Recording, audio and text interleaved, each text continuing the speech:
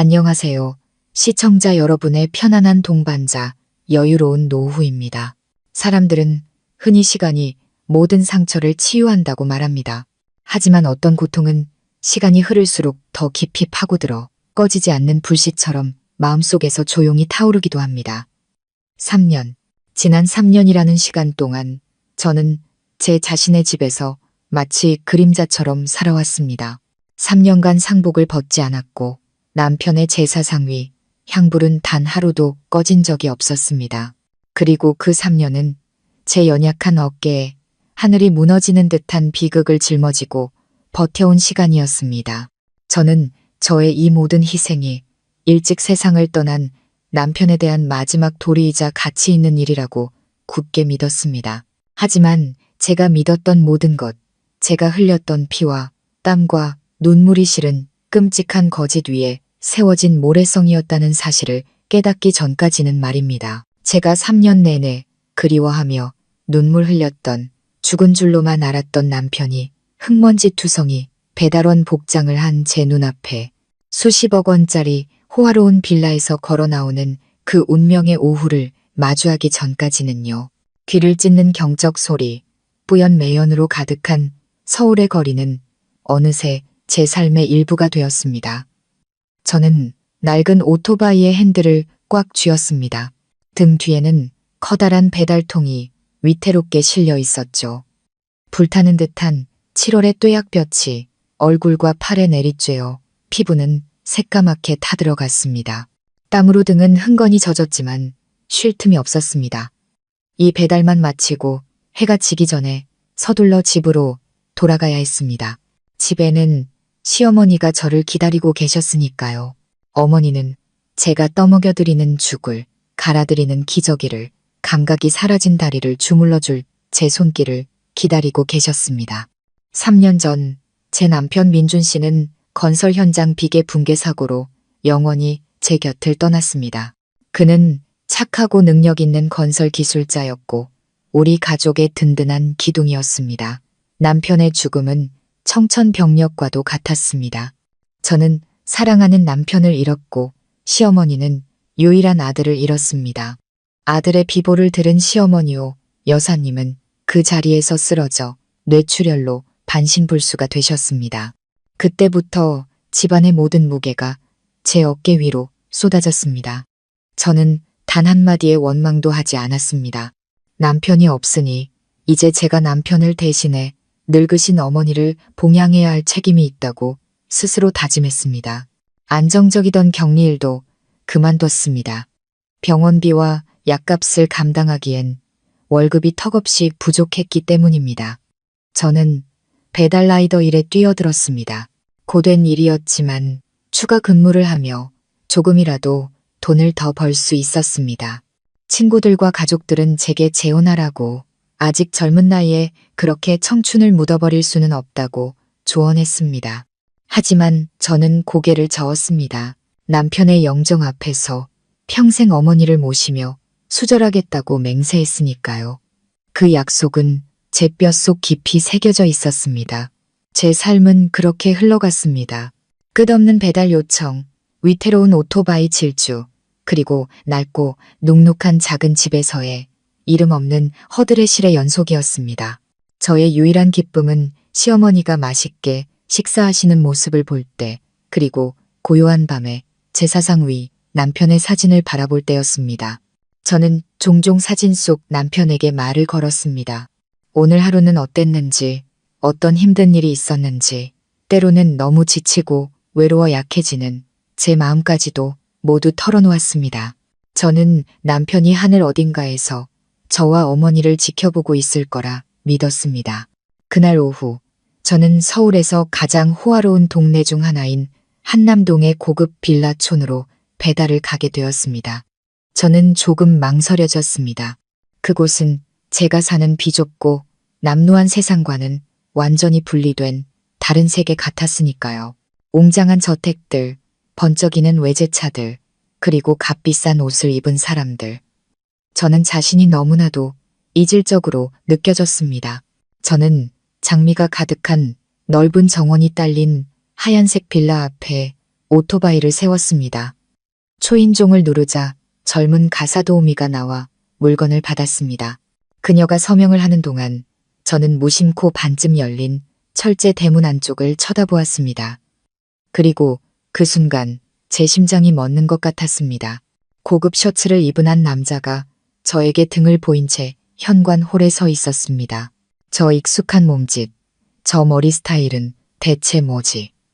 저는 스스로를 비웃었습니다. 너무 피곤해서 헛것을 본 거겠지. 그냥 남편과 닮은 사람이겠지. 저는 가사도우미에게서 서류를 돌려받고 오토바이를 돌려 떠나려 했습니다. 하지만 바로 그때 그 남자가 뒤를 돌아봤고 그 순간 제 세상은 산산조각 나고 말았습니다. 그 사람이었습니다. 제 남편 민준 씨가 뼈와 살을 가진 채 멀쩡히 그곳에 서 있었습니다. 예전보다 살이 조금 붓고 피부는 더 하얘졌으며 머리는 단정하게 손질되어 있었습니다. 하지만 저는 절대로 착각할 수 없었습니다. 저 얼굴, 저 눈빛, 그리고 턱 아래의 매력점까지 모든 것이 제 남편의 것이었습니다. 제가 3년 동안 상복을 입으며 그리워한 남편, 밤마다 그의 사진을 붙들고 소리 없이 울었던 바로 그 사람이었습니다. 그는 저를 보지 못했습니다. 그는 웃고 있었습니다. 행복에 겨워 환하게 웃고 있었습니다. 다시는 볼 수 없을 거라 생각했던 바로 그 미소였습니다. 그는 혼자가 아니었습니다. 아주 아름답고 세련되게 차려입은 한 여자가 계단에서 내려와 그의 팔짱을 꼈습니다. 두 사람은 정말 잘 어울리는 한 쌍처럼 보였습니다. 그때 2~3살쯤 되어 보이는 남자아이가 뒤에서 뛰어나오며 칭얼거렸습니다. 아빠, 엄마, 안아줘요. 민준 씨는 몸을 숙여 아이를 번쩍 안아들고는 볼에 소리나게 뽀뽀를 했습니다. 세 사람은 화려한 빌라 한가운데 서서 눈이 부실 정도로 완벽하고 행복한 가족의 그림을 완성하고 있었습니다. 그리고 저는 그 문 밖에서 못 박힌 듯 서 있었습니다. 헬멧은 어느새 바닥에 떨어져 굴러다니고 있었습니다. 오토바이 뒤에 실려있던 배달통이 기우뚱하더니 길바닥으로 요란한 소리를 내며 쏟아졌습니다. 하지만 저는 아무것도 느낄 수 없었습니다. 귀는 먹먹해지고 눈앞은 흐릿해졌습니다. 이것은 현실인가? 아니면 끔찍한 악몽인가? 죽은 줄 알았던 내 남편이 죽지 않았다. 그는 살아있다. 다른 여자, 다른 가족과 함께 호화롭고 행복한 삶을 살고 있다. 그렇다면 나의 지난 3년은 무엇이었나? 3년간의 애도, 3년간의 희생, 3년간 시어머니를 돌보기 위해 소처럼 일했던 나의 시간들. 이 모든 것이 대체 무엇이었단 말인가? 그것은 사기극이었다. 나 혼자만 바보처럼 아무것도 몰랐던 잔인한 연극이었습니다. 고통과 분노가 쓰나미처럼 밀려와 저를 집어삼켰습니다. 가슴이 터질 것 같았고 숨쉬기조차 힘들었습니다. 소리치고 싶었습니다. 저 안으로 뛰어들어가 저 거짓말쟁이의 가면을 벗겨버리고 싶었습니다. 하지만 그럴 수 없었습니다. 제 발은 땅에 뿌리 박힌 듯 움직이지 않았고 목구멍은 꽉 막혀 아무 말도 할 수 없었습니다. 저는 그저 철문 틈으로 그들의 행복한 모습을 바라보는 구경꾼처럼 과거에서 온 유령처럼 서 있을 수밖에 없었습니다. 아니, 이를 크게 만들 수는 없었습니다. 제게는 아무런 증거가 없었습니다. 사망신고서까지 발급된 사람이 멀쩡히 살아있다고 말하는 가난한 배달원의 말을 누가 믿어주겠습니까? 사람들은 저를 미쳤다고 할 것이고 남편을 잃은 슬픔에 헛것을 본다고 할 것입니다. 만약 정말로 그냥 닮은 사람이었다면 저는 온 세상의 웃음거리가 될 것입니다. 안 돼. 침착해야 해. 다시 확인해야만 해. 저는 떨리는 손으로 헬멧을 집어들고 쏟아진 배달통을 다시 세웠습니다. 그리고는 마치 현장에서 도망치는 도둑처럼 서둘러 오토바이를 타고 그곳을 떠났습니다. 하지만 저는 도망치는 것이 아니었습니다. 잠시 물러나는 것뿐이었습니다. 돌아가서 생각해야 했습니다. 그가 정말 민준 씨가 맞는지 확실히 알아낼 방법을 찾아야 했습니다. 집으로 돌아오는 내내 그 장면이 머릿속을 떠나지 않았습니다. 그의 미소, 그 여자를 감싸 안던 그의 팔, 아이의 웃음소리, 모든 것이 비수가 되어 제 심장을 찔렀습니다. 집에 도착하니 이미 어둑어둑해져 있었습니다. 시어머니는 침대에 누워 계셨습니다. 제가 돌아온 것을 보셨지만 그저 목구멍으로 나지막이 신음소리를 낼 뿐 여전히 초점 없는 눈으로 천장만 바라보고 계셨습니다. 저는 말없이 죽을 끓이고 집을 정리한 뒤 죽을 들고 가 어머니께 떠먹여 드렸습니다. 제 손은 숟가락을 떨어뜨릴 정도로 심하게 떨리고 있었습니다. 침대에 미동도 없이 누워있는 시어머니를 바라보자 끔찍한 질문 하나가 머릿속을 스쳤습니다. 혹시 어머님은 무언가 알고 계신 걸까? 아니면 어머님도 나처럼 하나뿐인 아들에게 속은 또 다른 불쌍한 희생자인 걸까? 그날 밤 저는 한숨도 잘 수 없었습니다. 민준 씨와 그의 새로운 가족의 모습이 끝나지 않는 악몽처럼 저를 괴롭혔습니다. 눈을 감을 때마다 그의 행복한 미소가 떠올랐습니다. 당연히 저를 향해야 했을 그 미소가 이제는 다른 여자에게 향하고 있었습니다. 저는 자리에서 일어나 제사상 앞으로 다가갔습니다. 향은 여전히 피어오르고 있었습니다. 저는 민준 씨의 영정사진을 뚫어지게 쳐다보았습니다. 여전히 다정하고 따뜻한 미소를 띤 얼굴. 하지만 이제 그 사진을 보니 사무치는 그리움 대신 소름 끼치는 혐오감이 느껴졌습니다. 나는 지난 3년간 유령을 사기꾼을 위해 울었던 걸까? 아니면 정말로 뭔가 착오가 있었던 걸까? 진실을 알아야만 했습니다. 더 이상 단 하루도 이 의심과 자책 속에서 살 수는 없었습니다.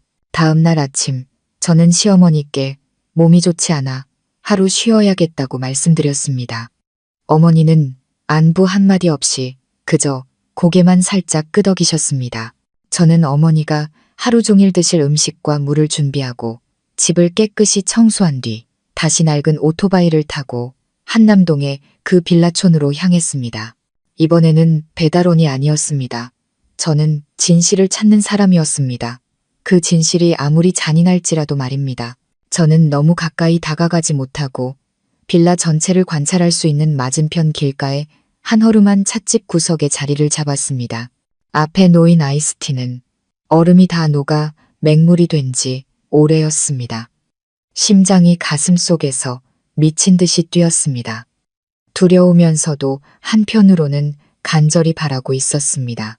진실을 마주하기는 두려웠지만 어제 본 것이 그저 착각이기를, 정말로 남편과 닮은 다른 사람이기를 바랐습니다. 시간은 영원처럼 더디게 흘러갔습니다. 1시간, 2시간. 빌라는 마치 잠든 괴물처럼 고요했습니다. 저는 제 자신을 의심하기 시작했습니다. 어쩌면 내가 정말 미친 걸지도 몰라. 남편을 잃은 충격으로 환각을 보는 걸 거야. 그렇게 포기하고 집으로 돌아가려던 순간 빌라의 철문이 서서히 열렸습니다. 검은색에 번쩍이는 벤츠 한 대가 천천히 밖으로 굴러나왔습니다. 제 심장이 터져 나올 것 같았습니다. 저는 숨을 죽이고 눈을 크게 떴습니다. 그리고 그를 보았습니다. 그는 운전석이 아닌 조수석에 앉아 있었습니다. 그리고 이번에는 선글라스를 끼고 있지 않았습니다. 차가 제가 앉아 있는 곳을 지나가는 아주 짧은 순간이었지만 저는 아주 똑똑히 보았습니다. 너무나 선명하게 그의 왼쪽 눈썹 끝에 작은 흉터, 대학 시절 오토바이 사고로 생겼던 바로 그 흉터와 턱 아래의 매력점까지 절대로 착각할 수 없었습니다. 그는 민준 씨, 바로 제 남편이었습니다. 심장이 누군가에게 꽉 움켜쥐어진 듯 고통스러웠습니다. 제 안에 마지막 희망이 산산조각 났습니다. 차는 사라졌지만 저는 여전히 그 자리에 조각상처럼 굳어 앉아 있었습니다. 눈물이 걷잡을 수 없이 흘러내렸습니다. 왜 당신이야? 왜 그렇게 잔인하게 나와 어머니를 속인 거야? 수천 개의 질문이 해답 없이 머릿속을 헤집었습니다. 제가 얼마나 오랫동안 그곳에 앉아 있었는지 모릅니다. 찻집 주인이 다가와 더 필요한 것이 있냐고 물었을 때야 정신을 차렸습니다. 저는 서둘러 눈물을 닦고 돈을 내고 오토바이에 올랐습니다. 집으로 가야 했습니다. 하지만 집에 가서 무엇을 해야 할까? 침대에 누워있는 시어머니를 마주해야 하나? 효심 깊은 며느리, 연기를 계속해야 하나? 못해. 더는 할 수 없어. 저는 목적 없이 오토바이를 몰았습니다. 눈물이 시야를 가려 앞길이 흐릿했습니다. 뒤에서 오던 트럭이 요란하게 경적을 울렸습니다. 저는 깜짝 놀라 핸들을 놓칠 뻔했고 하마터면 길바닥에 넘어질 뻔했습니다. 그 충격에 정신이 번쩍 들었습니다. 죽을 수는 없어. 지금 쓰러질 수는 없어. 내가 죽으면 진실은 영원히 묻힐 것이다. 내가 죽으면 저 사기꾼은 더 큰 행복과 부유함 속에서 살아가겠지. 안 돼. 살아야 해. 살아서 답을 찾아야 하고 살아서 그의 진짜 얼굴을 세상에 알려야 해. 저는 바로 집으로 가지 않았습니다. 한강변 공원으로 가벤치에 홀로 앉아 유유히 흐르는 강물을 바라보았습니다. 생각을 정리하려 애썼습니다. 민준 씨는 살아있다. 이것은 부정할 수 없는 사실이다. 그는 죽음을 위장했고 새로운 가정을 꾸렸다. 그의 목적은 무엇일까? 왜 이렇게 치밀하고 잔인한 연극을 벌여야만 했을까? 단지 나에게서 벗어나 저 여자와 함께하기 위해서. 아니, 그렇게 간단할 리가 없어. 민준 씨가 아무리 변했어도 그는 지독한 효자였다. 적어도 제가 알던 그는 어머니가 고통 속에 살도록 내버려 둘 사람이 아니었습니다. 여자 하나 때문에 분명 더 큰 이유가 있을 것이다. 이 모든 것 뒤에는 더 끔찍한 음모가 숨어 있을 것이다. 그리고 시어머니, 어머니는 이 연극에서 어떤 역할을 맡고 있을까? 아들에게 속은 불쌍한 희생자일까? 아니면 어머니 또한 그 음모의 일부일까? 그 끔쇼한 의심이 다시 한번 고개를 들자 온몸이 떨렸습니다. 아니야, 그럴 리가 없어. 어머니는 아들의 죽음에 충격을 받아 쓰러져 반신불수가 되셨는데 어떻게 공범이 될 수 있겠어. 그 생각을 떨쳐버리려 했지만 머릿속에서 떠나지 않았습니다. 저는 결심했습니다. 섣불리 행동하지 않겠다. 민준 씨와 맞서지 않겠다. 침묵을 지킬 것이다. 집으로 돌아가 남편 잃은 미망인, 효심 깊은 며느리 역할을 계속할 것이다. 하지만 이제부터 나의 모든 행동과 말에는 목적이 있을 것이다. 나는 유령이 되어 조용히 관찰하고 조용히 조사할 것이다. 내가 모든 진실을 밝혀낼 때까지. 민준 씨, 당신의 연극, 당신이 언제까지 연기할 수 있는지 지켜보겠어. 그리고 약속할게. 그 연극의 마지막 장을 쓰는 사람은 바로 내가 될 거라고. 지난 3년간 나는 누구를 위해 울었던 걸까? 그리고 지금 병상에 누워있는 저 사람은 고통받는 어머니일까? 아니면 아들의 연극에 동참한 배우일까? 저는 무거운 마음과 굳은 결심을 안고 해가 저물어 어두워진 집으로 돌아왔습니다. 저는 아파서 하루 종일 누워있던 사람처럼 피곤하고 초췌한 표정을 지으며 평소와 다른 감정을 드러내지 않으려 애썼습니다. 시어머니는 여전히 조각상처럼 조용히 누워 계셨습니다. 저는 말없이 죽을 끓이고 집을 정리한 뒤 어머니의 방으로 음식을 가져갔습니다. 지난 3년간 프로그래밍된 습관처럼 저의 모든 행동은 평소와 같았습니다. 하지만 제 마음속은 완전히 달라져 있었습니다. 저는 더 이상 시어머니를 며느리의 연민 어린 시선으로 바라보지 않았습니다. 대신 진실을 찾는 탐정에 캐묻는 듯한 시선으로 바라보았습니다. 저는 그 어느 때보다 어머니를 세심하게 관찰하며 아주 작은 변화 하나도 놓치지 않으려 했습니다. 호흡은 여전히 규칙적이었고 피부는 주름졌지만 혈색이 돌았으며 감은 눈꺼풀은 아주 가끔 미세하게 떨렸습니다. 정말로 반신불수가 되어 식물인간처럼 사는 사람이 이렇게 섬세한 생명의 징후를 보일 수 있을까? 저는 의사가 아니라 알 수 없었습니다. 하지만 의심의 씨앗은 이미 뿌려졌고 무섭게 자라나고 있었습니다. 그날 밤 어머니의 식사와 뒷정리를 모두 마친 뒤 저는 평소처럼 바로 방을 나오지 않았습니다. 의자를 끌어다 어머니의 침대 옆에 앉았습니다. 저는 온기를 전하듯 늘 하던 대로 어머니의 차갑고 앙상한 손을 잡았습니다. 하지만 오늘은 다른 목적이 있었습니다. 시험해보고 싶었습니다. 어머니의 반응을 보기 위한 시험이었습니다. 저는 깊게 숨을 들이쉬고 제 연기를 시작했습니다. 저는 막다른 길에 몰려 하소연할 곳이 필요한 사람처럼 절망과 피로가 뒤섞인 목소리로 이야기를 시작했습니다. 비록 듣는 이가 대답 없는 환자일지라도 말입니다. 어머니, 저 너무 힘들어요. 저는 흐느끼며 말했습니다. 이제 어떻게 해야 할지 모르겠어요. 3년 동안 민준 씨가 죽은 줄로만 알았는데 제가 그 사람을 다시 살리기 위해 얼마나 노력했는데요. 그런데 오늘 민준 씨랑 똑같이 생긴 사람을 봤어요. 정말 똑같이요, 어머니. 저는 잠시 말을 멈추고 어머니의 얼굴에 어떤 변화라도 있는지 살피려 바싹 다가갔지만 표정은 여전히 무감각했습니다. 저는 포기하지 않고 계속했습니다. 제가 헛것을 본 거겠죠. 어머니, 민준 씨는 죽었는데 어떻게 살아있겠어요. 그렇죠? 하지만 그 사람이 너무 닮았어요. 체격부터 얼굴, 심지어 눈썹의 흉터까지요. 저 너무 무서워요.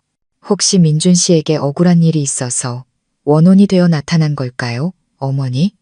저는 일부러 어르신들이 민감하게 반응하는 영적인 주제로 이야기를 몰아갔습니다. 저는 여전히 어머니의 손을 꽉 쥐고 아주 작은 변화라도 느끼려 애썼습니다. 그리고 바로 그때 저는 느꼈습니다. 아무 감각이 없다고 생각했던 어머니의 손이 제 손 안에서 아주 미세하게 움찔하는 것을 거의 알아차릴 수 없을 만큼 작은 움직임이었습니다. 하지만 저는 분명히 느꼈습니다. 심장이 더 세차게 뛰기 시작했습니다. 반응이 있다. 어머니는 내가 하는 말을 모두 듣고 이해하고 있다. 저는 결정적인 한 방을 날리기로 했습니다. 저는 절망에 찬 목소리로 일부러 더 크게 흐느끼기 시작했습니다. 그 사람이 살아있었어요. 어머니, 제가 봤어요. 그 사람은 죽지 않았어요. 다른 여자와 함께 아주 큰 집에서 아주 행복하게 살고 있었어요. 우리를 버린 거예요, 어머니. 우리를 속인 거라고요. 저는 어머니의 손 위로 얼굴을 파묻고 어깨를 들썩이며 완벽한 비극의 주인공을 연기했습니다. 그리고 기다렸습니다. 1초, 2초, 3초. 아무 일도 일어나지 않았습니다. 내가 착각한 걸까? 아까의 손 움직임은 그저 무의식적인 반사작용이었을까? 실망하며 천천히 고개를 들었습니다. 그리고 저는 지난 3년간 단 한 번도 보지 못했던 것을 보았습니다.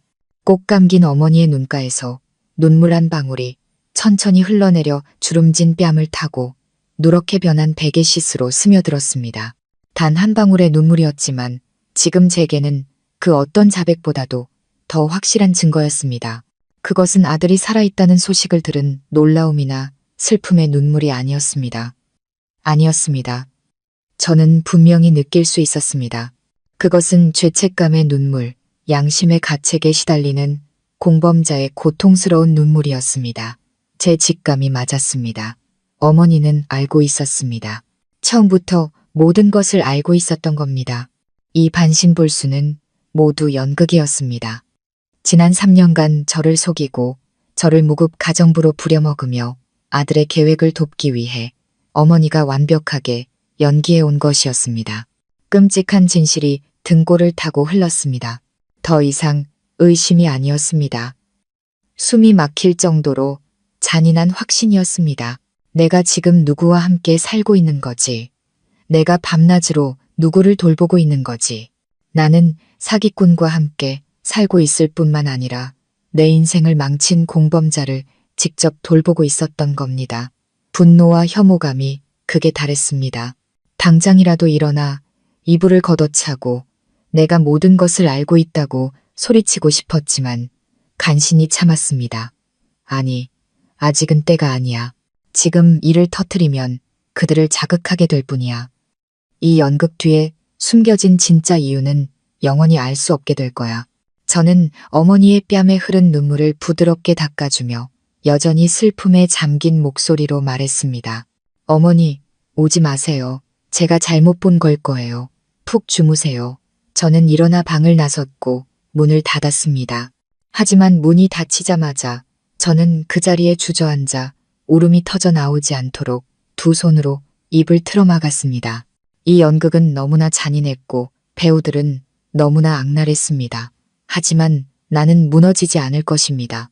이제 누가 아군이고 누가 적인지 알게 된 이상 저의 진짜 전쟁은 이제부터 시작입니다. 시어머니의 눈물은 제 인생을 진실, 이전과 이후로 나누는 분기점이 되었습니다. 이전에 저는 남편을 잃은 슬픔에 빠진 미망인이자 어리석을 정도로 효심 깊은 며느리였습니다. 이후에 저는 벼랑 끝에 몰려 불타는 복수심을 품은 한 여자였습니다. 저는 더 이상 이 집의 누구도 믿을 수 없었습니다. 시어머니에게 죽을 떠먹여 드리고 기저귀를 갈아드릴 때마다 혐오감이 치밀어 올랐습니다. 저의 모든 돌봄 행위는 이제 어머니의 가짜 병처럼 거짓으로 물들어 있었습니다. 저는 혼자서는 이 일을 해결할 수 없다는 것을 알았습니다. 이 음모를 파헤치는 데 도움을 줄 능력 있고 믿을 수 있는 동맹이 필요했습니다. 그때 제 머릿속에 떠오른 유일한 사람은 지훈이었습니다. 지훈이는 저와 남편의 대학 동기였습니다. 그는 현재 사회 비리를 파헤치는 탐사보도 전문 기자로 일하고 있었습니다. 그는 똑똑하고 날카로우며 의리가 넘치는 친구였습니다. 남편이 죽은 후에도 지훈이는 유일하게 꾸준히 제게 안부를 묻고 도움을 주며 저를 친동생처럼 아껴주었습니다. 저는 휴대전화를 들고 제 모든 믿음을 그에게 걸기로 결심했습니다. 저는 조용한 작은 카페에서 지훈이를 만났습니다. 초췌한 제 모습과 퀭한 눈을 본 지훈이는 몹시 걱정했습니다. 서연아, 무슨 일이야? 얼굴이 왜 이렇게 상했어? 그가 물었습니다. 저는 더 이상 참을 수 없었습니다. 눈물이 터져 나왔습니다. 저는 지훈이에게 모든 이야기를 털어놓았습니다. 빌라에서 남편을 본 일부터 그의 연인이었던 회사 대표와의 잔인한 대면, 그리고 시어머니의 죄책감이 담긴 눈물까지 지훈이는 맞은편에 앉아 조용히 제 이야기를 들었습니다. 그의 표정은 놀라움에서 경악으로 그리고 마침내는 숨길 수 없는 분노로 변했습니다. 그는 두 주먹을 불끈 쥐었고 손마디가 하얗게 질렸습니다. 그는 제 친구일 뿐만 아니라 민준이를 형제처럼 여겼습니다. 이 배신은 그에게도 큰 충격이었습니다. 미친 자식. 지훈이가 이를 갈며 말했습니다. 그 자식이 그렇게까지 쓰레기인 줄은 몰랐다. 내 사랑과 자기 어머니의 모정까지 이용하다니 짐승만도 못하군. 지훈이의 공감과 분노는 제게 큰 위로가 되었습니다. 저는 더 이상 혼자가 아니었습니다. 이건 상상 이상인데 지훈이가 평정을 되찾은 후 심각한 목소리로 말했습니다. 만약 내 말이 모두 사실이라면 이건 단순한 불륜 사건이 아니야. 이건 조직적인 사기, 아주 치밀하게 계획된 음모야. 서연아, 넌 정말 침착해야 해. 시어머니가 네가 의심하고 있다는 걸 절대 눈치채게 해서는 안 돼. 평소처럼 행동해. 나머지는 내가 알아볼게. 지훈이의 말은 절망의 늪에서 저를 건져주는 구명줄 같았습니다. 바로 다음 날부터 지훈이는 조사를 시작했습니다. 그가 가장 먼저 한 일은 남편의 사망 사건 기록을 다시 살펴보는 것이었습니다. 그는 남편이 가입했던 보험회사를 조사했고 첫 번째 결과부터 우리를 경악하게 했습니다. 서연아, 잘 들어. 지훈이가 제게 전화를 걸어왔습니다. 그의 목소리는 놀라움으로 가득 차 있었습니다. 민준이가 사망사고 6개월 전에 무려 10억 원짜리 종신보험에 가입했어. 심장이 세차게 뛰었습니다. 10억 원. 어마어마한 액수였습니다. 예전에 장례 절차를 밟을 때 보험사와 시어머니는 그저 평범한 산업재해 보험이라고 했습니다.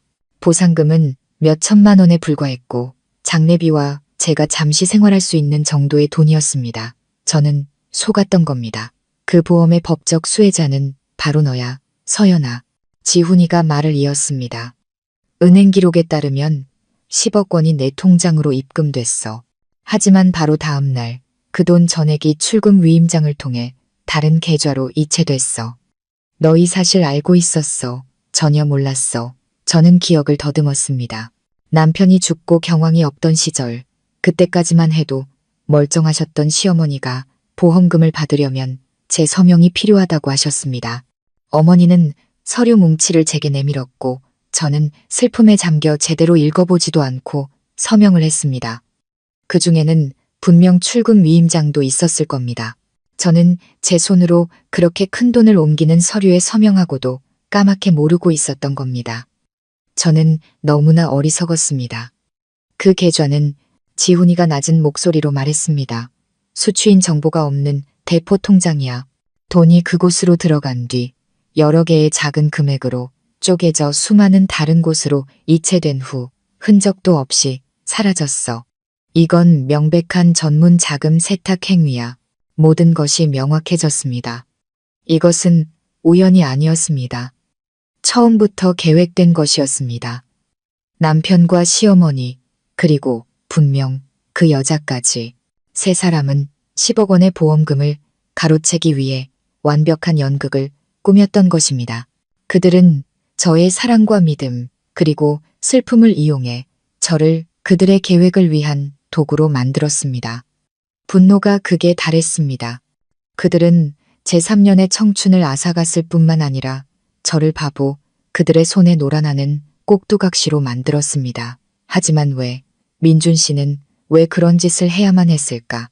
그에게는 그 여자도 있었고 부유한 삶도 있었는데 10억 원이 아무리 큰 돈이라지만 자신의 명예와 인격을 버리고 가장 사랑하는 사람들까지 속일 만큼 가치가 있었을까? 저는 이 보험 사기 뒤에 더 끔찍한 비밀이 숨겨져 있을 거라는 직감이 들었습니다. 그들이 이렇게 치밀한 연극까지 벌여가며 숨겨야만 했던 범죄. 그 비밀을 알기 위해서는 마지막 카드를 뒤집어야 했습니다. 시어머니가 가짜로 아픈 척하고 있다는 것을 증명해야만 했습니다. 그래야만 그들의 모든 연극이 막을 내릴 수 있었습니다. 그리고 저는 제가 무엇을 해야 할지 알았습니다. 저는 반박할 수 없는 증거, 그 자리에서 어머니의 죄를 폭로할 수 있는 증거가 필요했습니다. 보험 사기의 진실을 알게 된 후 시댁 식구들에 대한 일말의 연민도 사라졌습니다. 오직 그들의 진짜 얼굴을 밝혀내고야 말겠다는 분노와 결심만이 남았습니다. 저의 최우선 목표는 시어머니였습니다. 저는 어머니가 반신불수가 아니라는 증거를 확보해야만 했습니다. 지훈이는 제게 해결책을 제안했습니다. 바로 몰래카메라 설치였습니다. 그는 제게 전자 탁상시계 모양으로 위장된 초소형 카메라를 건넸습니다. 이걸 어머니 방구석, 방 전체와 침대를 다 볼 수 있는 곳에 놔둬. 아주 자연스럽게 행동해야 해. 절대 의심받으면 안 돼. 지훈이가 신신당부했습니다. 저는 깊게 숨을 들이쉬었습니다. 이것은 매우 위험한 시도였습니다. 만약 들키기라도 한다면 어머니와 남편이 제게 무슨 짓을 할지 몰랐습니다. 하지만 다른 선택지가 없었습니다. 해야만 했습니다. 다음 날 저는 마치 누가 쓰던 낡은 탁상시계를 얻어온 것처럼 연기했습니다. 저는 시어머니께 말했습니다. 어머니, 집에 있던 낡은 시계가 자꾸 시간이 안 맞네요. 누가 이 전자시계를 줬는데 어머니 방에 놔드릴게요. 시간 보시기 편하게요. 시어머니는 평소처럼 아무 반응이 없었고 초점 없는 눈으로 천장만 바라볼 뿐이었습니다. 저는 조심스럽게 시계를 옷장 위에 올려놓고 방 전체를 촬영할 수 있도록 각도를 조절했습니다. 심장이 세차게 뛰었습니다. 마치 위험한 임무를 수행하는 첩보원이 된 기분이었습니다. 저는 카메라를 제 휴대전화와 연결했습니다. 이제 저는 24시간 내내 그 방의 모든 움직임을 감시할 수 있게 되었습니다. 첫날은 아무 일 없이 지나갔습니다.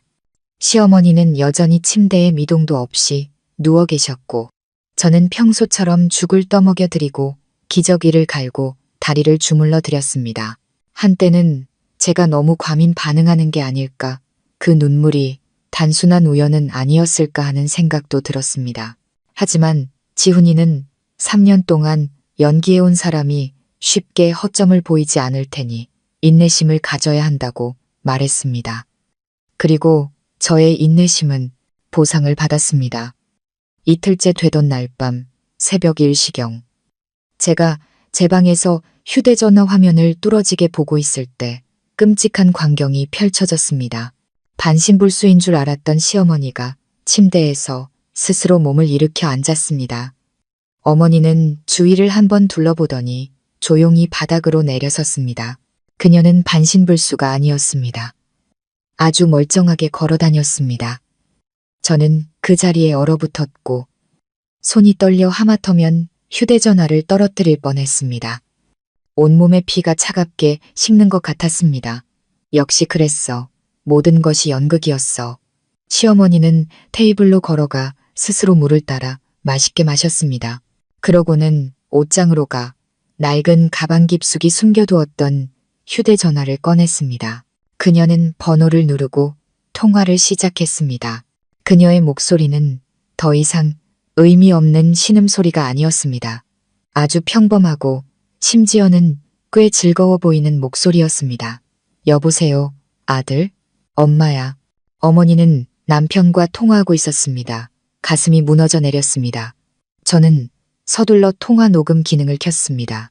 응, 엄마는 잘 지내. 내 마누라가 아주 잘 보살펴주고 있단다. 아주 바보 같은 년이야.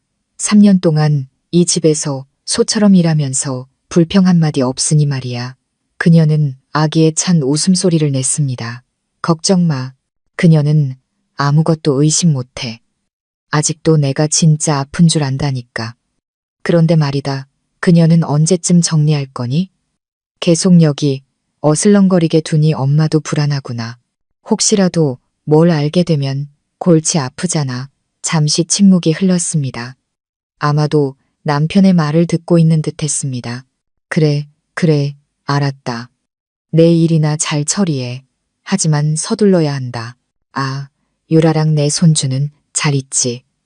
그래, 그럼 됐다. 엄마 용돈 붙이는 거 잊지 말고. 끊는다. 내 마누라 깰라. 그녀는 전화를 끊고 휴대전화를 원래 자리에 숨겼습니다. 그리고는 다시 침대에 올라가 누웠고 순식간에 다시 반신불수 환자의 모습으로, 미동도 없고 영혼도 없는 모습으로 돌아갔습니다. 그녀의 연기는 너무나 완벽했습니다. 이 카메라가 없었다면 저는 평생 진실을 알지 못했을 겁니다. 저는 침대에 꼼짝 않고 앉아 있었습니다. 눈물이 하염없이 흘렀습니다. 하지만 이것은 더 이상 슬픔의 눈물이 아니었습니다. 극에 달한 분노의 눈물이었습니다. 그들은 저를 속였을 뿐만 아니라 저를 모욕했습니다. 그들은 저를 충성스러운 게 어리석고 속이기 쉬운 무급 가정부로 여겼습니다. 그들은 저의 모든 사랑과 희생 그리고 선의를 짓밟았습니다. 좋아요. 그들이 연기를 원한다면 저도 함께 연기해주죠. 하지만 이제부터 이 연극의 대본을 쓰고 결말을 결정하는 사람은 바로 내가 될 것입니다. 저는 영상과 녹음 파일을 저장해 즉시 지훈이에게 보냈습니다. 이것은 바로 저의 반격의 첫 신호탄이자 확실한 증거였습니다. 하지만 저는 시어머니의 정체를 밝히는 것만으로는 충분하지 않다는 것을 알았습니다. 이 보험 사기 뒤에는 분명 더 큰 비밀, 그들이 이렇게 치밀한 연극까지 벌여가며 숨겨야 했던 더 큰 범죄가 있을 것이고 저는 반드시 그 범죄를 찾아내야만 했습니다. 시어머니가 가짜로 아픈 척하는 영상 증거를 확보한 후 지훈이는 제게 절대적으로 침착해야 한다고 조언했습니다. 서연아, 이제 우리에겐 아주 강력한 무기가 생겼어. 하지만 섣불리 사용하지 마. 먼저 그들이 왜 이런 짓까지 해야만 했는지 알아내야 해.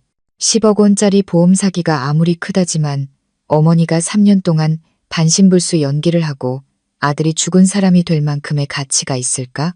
분명 더 깊은 이유가 있을 거야. 지훈이의 말은 저를 생각하게 했습니다. 맞습니다. 모든 것이 돈 문제만은 아닌 것 같았습니다. 더 큰 연극으로 덮어야 할 만큼 끔찍한 범죄가 있었을 겁니다. 지훈이는 그 해답을 찾기로 했습니다. 그는 과거의 비계 붕괴 사고를 다시 깊이 파고들기 시작했습니다. 그는 사건 기록을 다시 찾아 수사 종결 보고서의 모든 세부 사항을 꼼꼼히 읽었습니다. 기록에 따르면 사고는 기술적 결함으로 인한 안타까운 사고로 결론 내려졌고 형사적 요인은 없었습니다. 희생자로 알려진 남편은 큰 콘크리트 덩어리에 깔려 시신이 심하게 훼손되어 육안으로는 신원 확인이 불가능했습니다. 신원 확인은 주로 현장에서 발견된 지갑, 휴대전화, 시계, 그리고 서연, 민준이라고 새겨진 결혼반지와 같은 개인 소지품에 의존했습니다.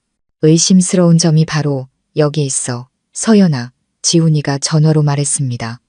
이 모든 것들은 쉽게 바꿔치기 할 수 있는 물건들이야. DNA 검사와 같은 과학적인 신원 확인 절차는 전혀 이루어지지 않았어. 그때 그 여자 최유라의 회사가 수사기관과의 협의부터 보상 문제까지 모든 것을 처리했더군. 너무나 신속하게 사건을 처리했는데 마치 가능한 한 빨리 사건을 덮으려는 것처럼 보였어. 지훈이는 기록에만 의존하지 않기로 했습니다. 그는 당시 그 공사 현장에서 일했던 사고에서 운 좋게 살아남은 인부들과 다시 연락을 취하려 했습니다.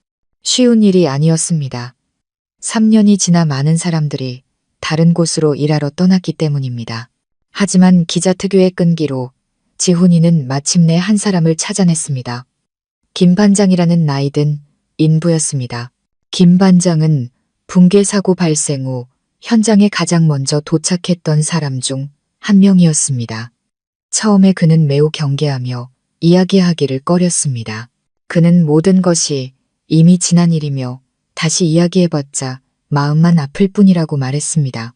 하지만 지훈이가 끈질기게 묻고 사건의 이상한 점들을 언급하자 김 반장은 마침내 3년 동안 가슴에 묻어두었던 진실을 털어놓기로 결심했습니다. 기자 양반, 김 반장이 떨리는 목소리로 말했습니다. 이 이야기는 아무에게도 한 적이 없소. 무서워서 보복당할까봐 무서워서 말이오. 그는 비계 붕괴가 사고가 아니었다고 말했습니다. 사고 며칠 전 그와 다른 여러 인부들은 비계가 약해진 징후를 발견했고 일부 지지대는 녹슬고 휘어져 있었다고 합니다. 그들은 당시 현장 감독이었던 민준 씨에게 이 사실을 보고했습니다. 하지만 민준 씨는 아무 문제 없다며 공사 기한을 맞춰야 하니 계속 일하라고 일축했습니다. 그리고 그날 죽은 사람은 김 반장이 누가 들을까봐 목소리를 낮췄습니다. 민준 씨가 아니었소. 죽은 사람은 성수라는 젊은 인부였지. 시골에서 올라온 친구였는데 민준 씨랑 체격이 비슷했어. 일 시작한 지 몇 달 안 됐고 사정이 아주 딱한 친구였지. 부모님은 일찍 돌아가시고 혼자 일해서 어린 동생을 먹여 살렸어. 사고 전날 밤 민준 씨가 그 친구를 따로 불러내서 이야기하고 돈을 좀 쥐어주면서 어깨를 다독이는 걸 봤어. 그때는 그냥 민준 씨가 착해서 어려운 사람을 돕는 줄로만 알았지. 누가 알았겠어. 김 반장의 말은 제 귀에 벼락처럼 내리꽂혔습니다. 살인 그리고 시신 바꿔치기. 그들은 민준 씨의 대역을 만들기 위해 불쌍하고 무고한 젊은 인부를 잔인하게 죽인 것이었습니다. 그들의 범죄는 사기가 아니라 살인이었습니다. 용서받을 수 없는 범죄였습니다. 지훈이가 물었습니다. 그럼 왜 그때 진실을 말하지 않으셨나요? 김 반장은 깊은 한숨을 쉬며 두려움 가득한 눈빛으로 말했습니다. 사고가 난 후에 최유라라는 여자 회사 사람들이 우리를 한 명씩 따로 만났소. 그들은 우리 각자에게 지원금이라는 명목으로 큰 돈을 줬고 무엇을 말해야 하고 무엇을 말하지 말아야 하는지 알려줬소. 성수는 운이 없었고 사고는 누구도 원하지 않았던 일이라고 했지. 이제 와서 말해봤자 달라질 것도 없고 일만 더 복잡해질 뿐이라고. 그러면서 은근히 협박도 했소. 입 잘못 놀리면 나중에 길 조심해야 할 거라고. 우리는 모두 가난하고 무서워서 입을 다물 수밖에 없었소. 모든 것이 명확해졌습니다. 그 사고는 부실 공사의 책임을 덮기 위해 조작된 연극이었습니다. 아마도 민준 씨와 최유라는 저급자재를 사용했고 비계 붕괴 위험을 미리 알고 있었을 겁니다. 이 범죄를 숨기고 법의 처벌을 피하기 위해 그들은 한 사람의 목숨을 희생시키는 동시에 보험 사기 계획까지 실행에 옮긴 것입니다. 일석이조의 지독하고 잔인하기 짝이 없는 계획이었습니다. 저는 지훈이의 이야기를 들으며 온몸을 부들부들 떨었습니다. 더 이상 눈물도 나지 않았습니다. 고통은 하늘을 찌를 듯한 분노로 변했습니다. 내가 사랑했던 남편, 3년 동안 상복을 입었던 그 사람은 사기꾼일 뿐만 아니라 냉혈한 살인자였습니다.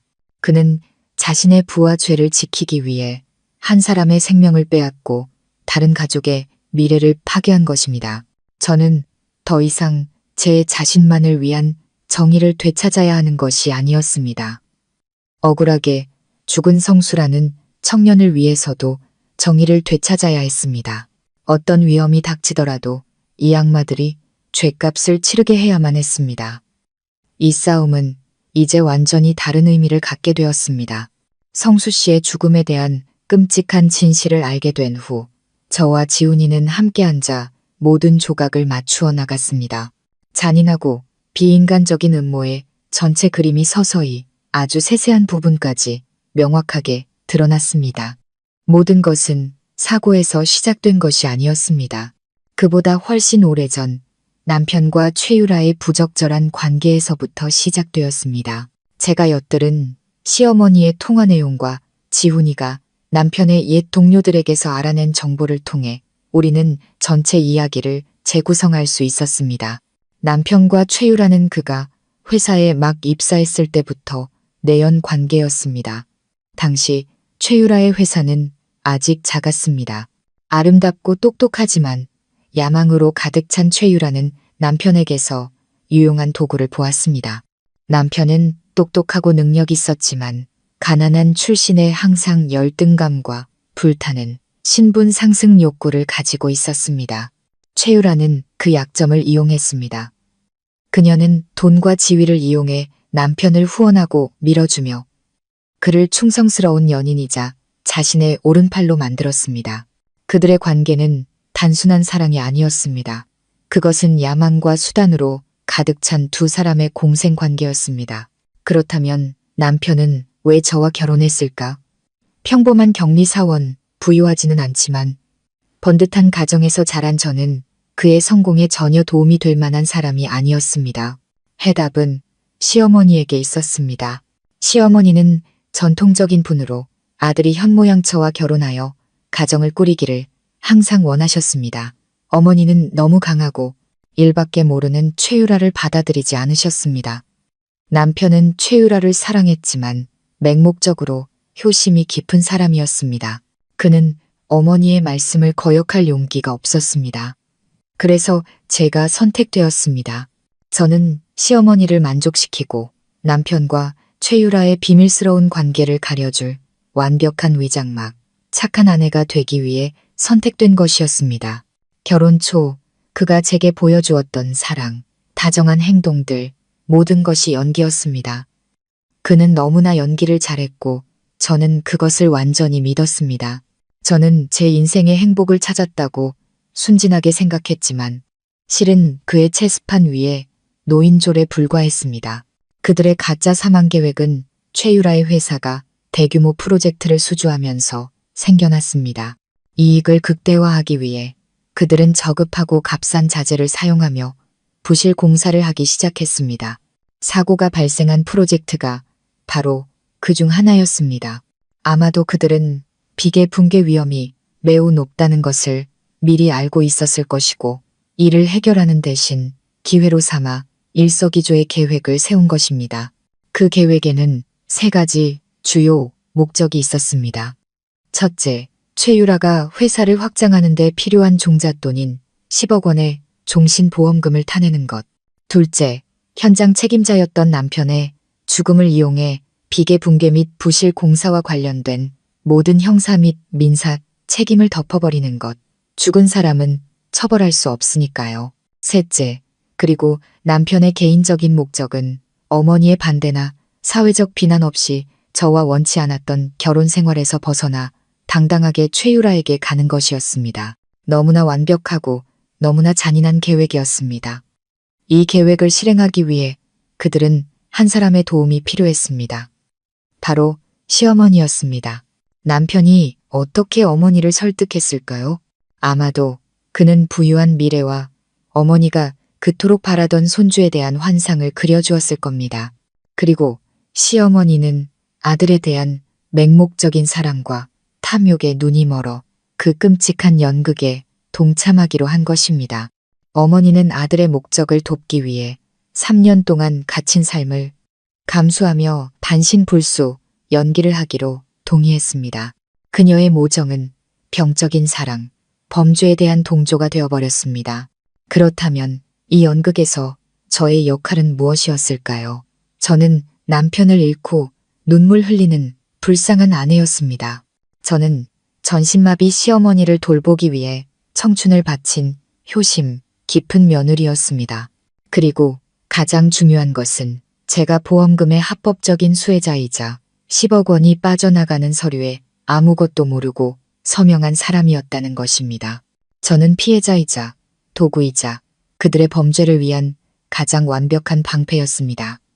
그들은 모든 것을 계산했고 모든 역할을 배정했습니다. 그들은 자신들의 연극이 결코 막을 내리지 않을 것이라고 생각했습니다. 하지만 그들은 틀렸습니다.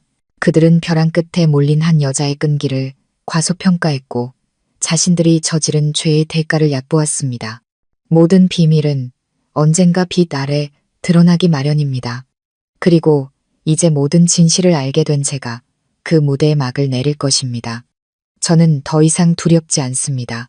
저의 목표는 단 하나, 관련된 모든 자들이 죗값을 치르게 하는 것입니다.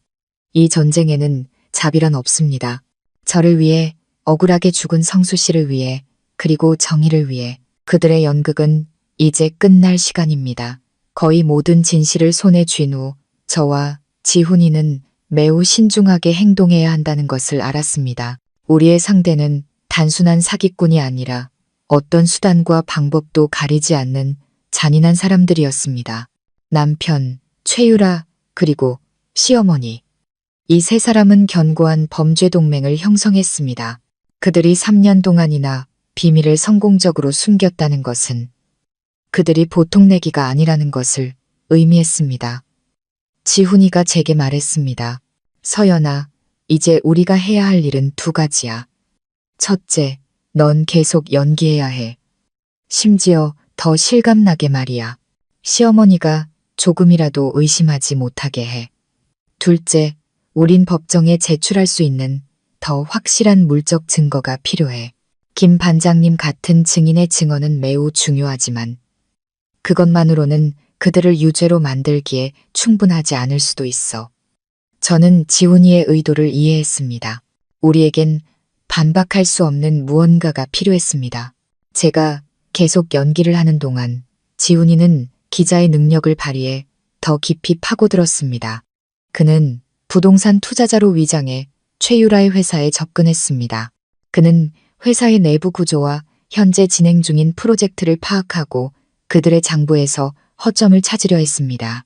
한편 저는 집에서 여전히 시어머니를 돌봤습니다. 하지만 이제 제 모든 행동에는 목적이 있었습니다. 방을 청소할 때마다 어머니가 의심스러운 물건을 숨겨두지는 않았는지 찾으려 했었습니다.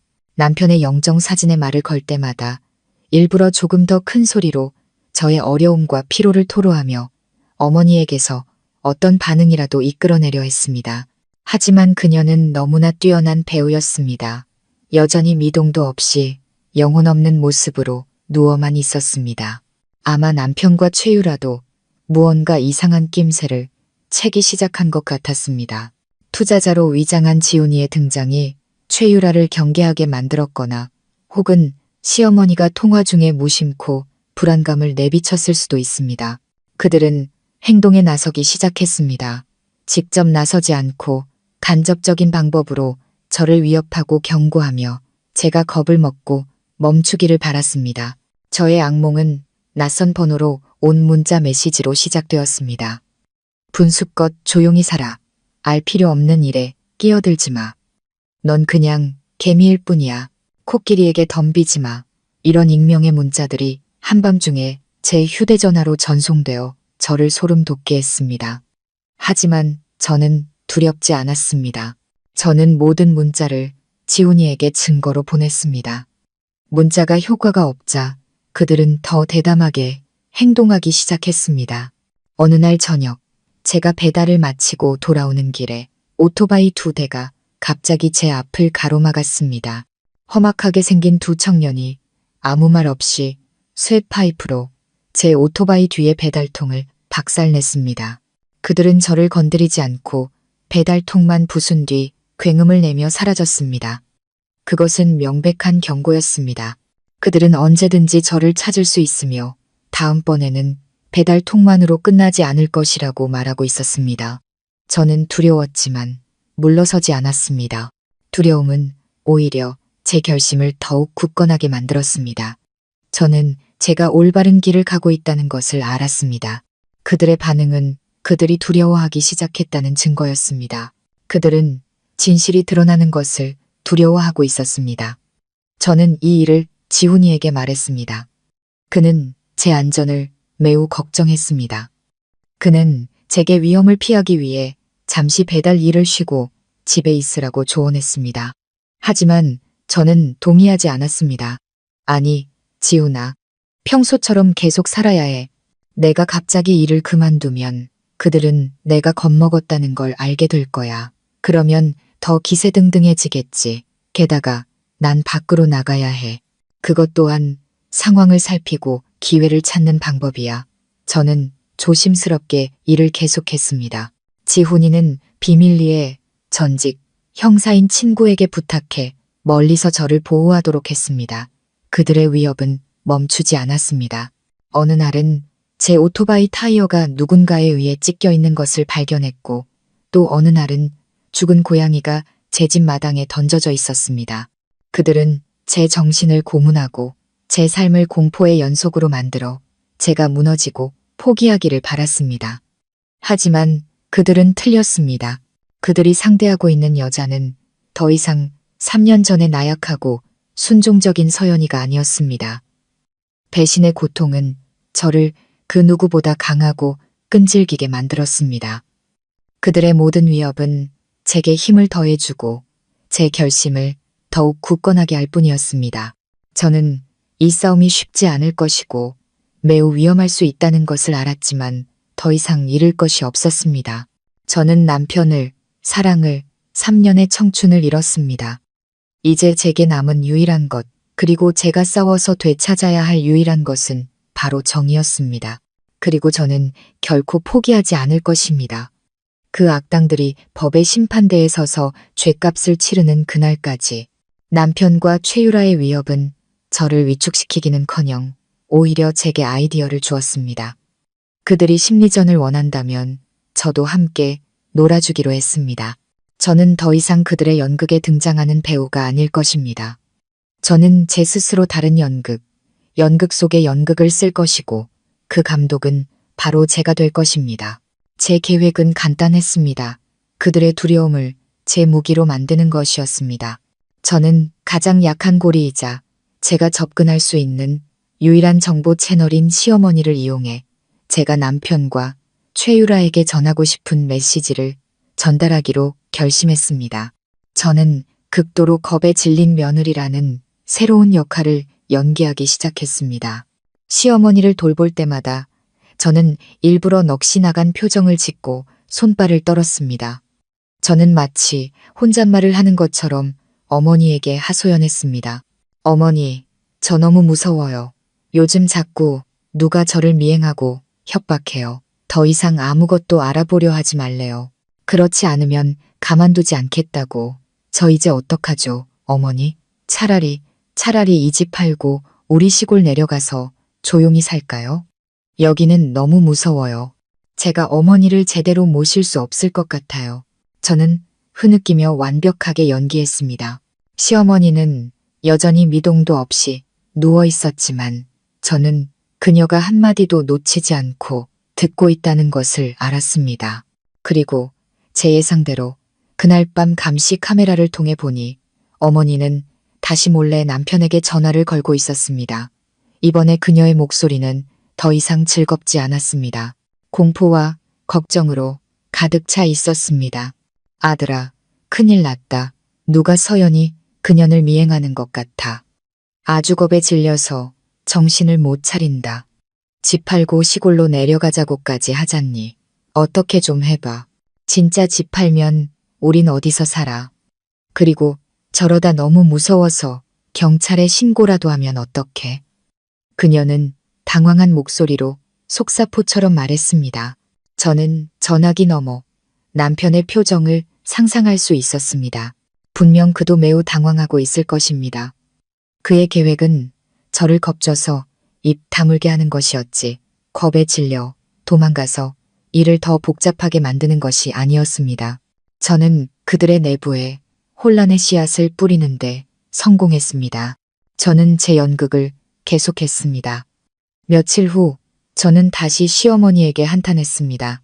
어머니, 누가 이러는지 알 것 같아요. 예전에 민준 씨 회사에서 일어난 산재 사고로 죽은 인부의 가족 같아요. 그 죽음에 억울한 점이 있다고 하더라고요. 절대 가만히 있지 않고 진실을 밝혀낼 거라고. 저는 너무 혼란스러워요. 저는 그저 힘없는 여자일 뿐인데 어떻게 그들을 상대하겠어요? 저는 일부러 인부 가족과 억울한 점이라는 가장 민감한 단어들을 언급했고 이 공격은 제대로 먹혀들었습니다. 그날 밤 시어머니가 남편에게 건 전화는 분노와 질책으로 가득했습니다. 민준아, 똑똑히 말해. 내 죽음이 다른 사람이랑 무슨 상관이 있는 거야? 왜 누가 서연이를 찾아와서 괴롭히는 거냐고. 너 엄마한테는 모든 게 순조로울 거라고 약속했잖아. 너 엄마까지 속일 셈이야. 그녀는 전화기에 대고 소리쳤습니다. 분명 남편은 어머니에게 살인 및 시신 바꿔치기에 대한 모든 진실을 말하지 않았을 겁니다. 그는 단지 보험 사기 계획이라고만 말했을 것입니다. 이제 더 깊은 비밀이 드러날 위기에 처하자 그들 사이에 갈등이 생기기 시작했습니다. 거짓과 탐욕으로 세워진 그들의 범죄 동맹의 첫 번째 균열이 가기 시작한 것입니다. 저는 묘한 희열을 느꼈습니다. 저는 그들의 거짓말을 이용해 그들을 공격하고 서로를 의심하게 만들고 스스로 혼란에 빠지게 하고 있었습니다. 저의 연극은 완벽하게 진행되고 있었습니다. 저는 단순한 배우가 아니었습니다. 저는 그들의 연극 속에서 꼭두각시들의 감정과 행동을 조종하는 유능한 감독이었습니다. 제가 제 역할에 몰두하는 동안 지훈이도 새로운 사실을 발견했습니다. 그는 사건을 재조사하는 기자가 있다는 정보가 새어나간 후 최유라가 매우 의심스러운 행동을 보였다고 말했습니다. 그녀는 사람을 보내 희생자 성수 씨의 가족을 만나 거액의 돈을 주며 어떤 기자와도 접촉하지 말라고 요구했습니다. 이러한 행동은 그녀가 제발 저리고 있다는 것을 더욱 확실하게 보여주었습니다. 하지만 지훈이는 포기하지 않았습니다. 그는 이 범죄 동맹을 깨기 위해서는 그들을 범죄와 직접적으로 연결할 수 있는 물적 증거가 필요하다고 믿었습니다. 증인의 말은 돈으로 매수될 수 있지만 물적 증거는 그렇지 않습니다. 서연아, 집 안을 한번 잘 찾아봐. 지훈이가 제게 말했습니다. 시어머니가 분명 이 계획과 관련된 무언가를 보관하고 있을 거야. 서류 한 장, 수첩 하나, 뭐든지 아주 조심해야 해. 이게 우리의 결정적인 한 수가 될 수 있어. 지훈이의 말은 제게 새로운 과제를 안겨주었습니다. 여우 같은 시어머니가 항상 지켜보는 집안을 어떻게 안전하게 수색할 수 있을까? 제게는 기회, 완벽한 명분이 필요했습니다. 그리고 그 기회는 생각지도 못한 방식으로 찾아왔습니다. 제가 기다리던 기회는 비가 억수같이 쏟아지던 어느 날 오후에 찾아왔습니다. 태풍의 영향으로 옥상에 배수관이 터져 빗물이 시어머니 방으로 흘러들어 일부가 침수되었습니다. 물이 바닥에 흥건했고 시어머니가 물건을 보관하던 낡은 나무 옷장까지 젖게 했습니다. 이것이야말로 하늘이 제게 내려준 기회였습니다. 저는 서둘러 방으로 뛰어들어가 몹시 걱정하는 척했습니다. 어머니, 어떡해요? 방에 물이 다 찼어요. 어머니 물건 다 젖겠어요. 어쩌면 좋죠. 시어머니는 침대에 누워 물이 차오르는 것을 보며 처음으로 숨길 수 없는 당혹감을 드러냈습니다. 저는 그 옷장 안에 어머니가 젖는 것을 원치 않는 매우 중요한 무언가가 있다는 것을 알았습니다. 저는 말했습니다. 어머니, 가만히 누워 계세요. 제가 다 치울게요. 옷장 안 물건들 다 꺼내서 말리고 옷장도 깨끗하게 닦아드릴게요. 시어머니는 반대할 수 없었습니다. 그저 무력하게 누워서 제가 일을 시작하는 것을 지켜볼 수밖에 없었습니다.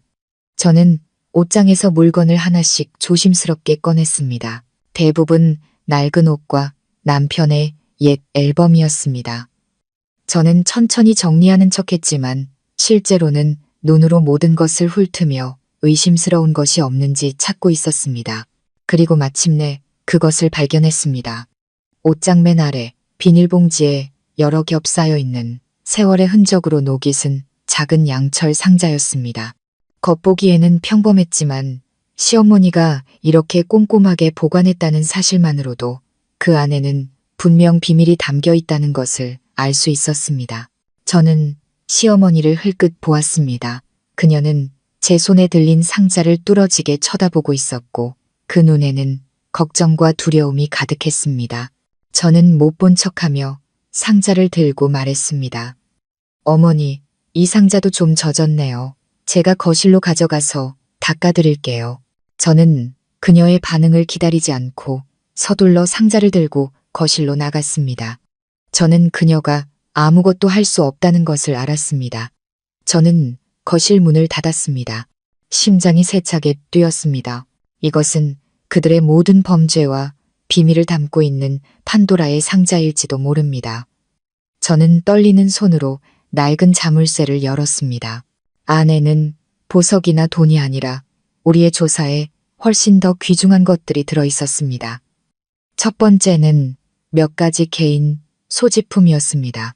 낡은 가죽 지갑, 멈춘 시계, 그리고 결혼 반지. 저는 이것들이 남편의 사고 현장에서 발견되었다고 알려진 바로 그 물건들임을 즉시 알아차렸습니다. 그를 식별하는 데 사용되었던 물건들이었습니다. 알고 보니 그것들은 연극을 위해 미리 준비된 가짜였습니다. 그는 심지어 자신의 진짜 물건을 희생하고 싶지도 않았던 겁니다. 다음은 작은 수첩이었습니다. 한 장 한 장 넘길 때마다 심장이 멎는 것 같았습니다. 이것이 바로 우리가 찾던 것이었습니다. 시어머니는 10억 원의 보험금을 받은 후 이체된 모든 돈의 내역을 기록해 두었습니다. 숫자, 이름, 날짜가 매우 상세하게 적혀 있었습니다.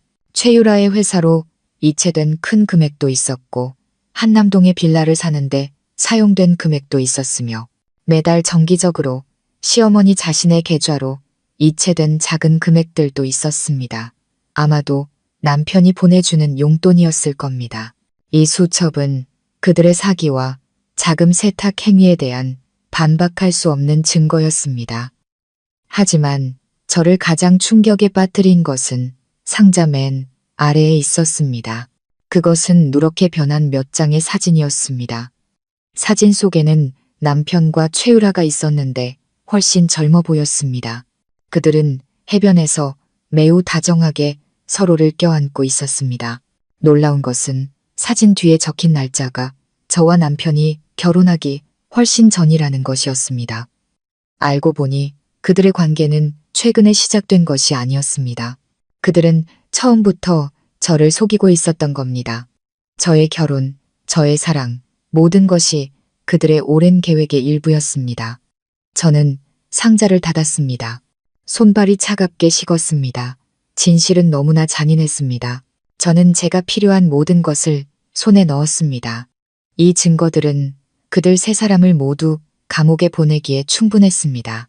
저는 상자 안의 모든 것을 사진으로 찍은 뒤 조심스럽게 모든 것을 원래대로 돌려놓고 상자를 닦아 시어머니에게 돌려주었습니다. 저는 안에는 낡은 기념품 몇 개뿐이라고 거짓말했습니다. 그녀는 믿는 듯 안도의 한숨을 내쉬었습니다. 그녀는 판도라의 상자가 이미 열렸고 곧 그들 머리 위로 재앙이 닥칠 것이라는 사실을 몰랐습니다. 저는 모든 사진을 지훈이에게 보냈습니다. 그도 매우 놀랐습니다. 서연아, 이제 충분해. 이제 마지막 한 방, 가장 큰 물고기가 스스로 그물에 걸려들게 할 덫만 놓으면 돼. 지훈이가 말했습니다. 우리는 남편을 직접 나서게 만들어야 해. 스스로 모든 것을 자백하게 만들어야 한다고.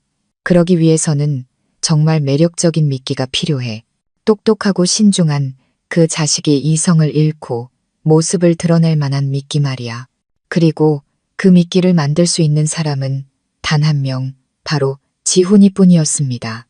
반박할 수 없는 증거를 손에 쥔 후 지훈이는 덫을 놓는 계획의 마지막 단계를 실행하기 시작했습니다.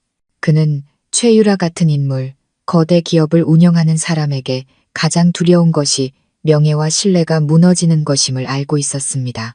회사나 개인에 대한 부정적인 정보 하나만으로도 언론 위기를 초래하여 프로젝트와 주가에 심각한 영향을 미칠 수 있었습니다.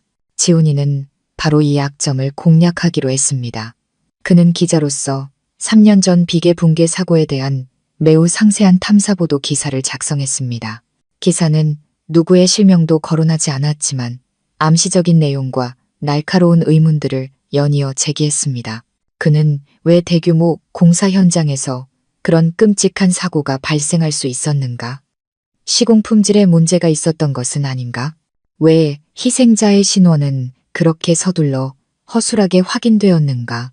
그리고 왜 책임 기술자의 사망 이후 회사는 그렇게 급속도로 성장할 수 있었는가? 와 같은 질문들을 던졌습니다. 기사는 독자의 호기심을 자극하는 암시적인 어조로 작성되었지만 어떠한 결론도 내리지 않아 더욱 위험하게 느껴졌습니다. 지훈이는 이 기사를 어떤 공식 언론에도 게재하지 않았습니다.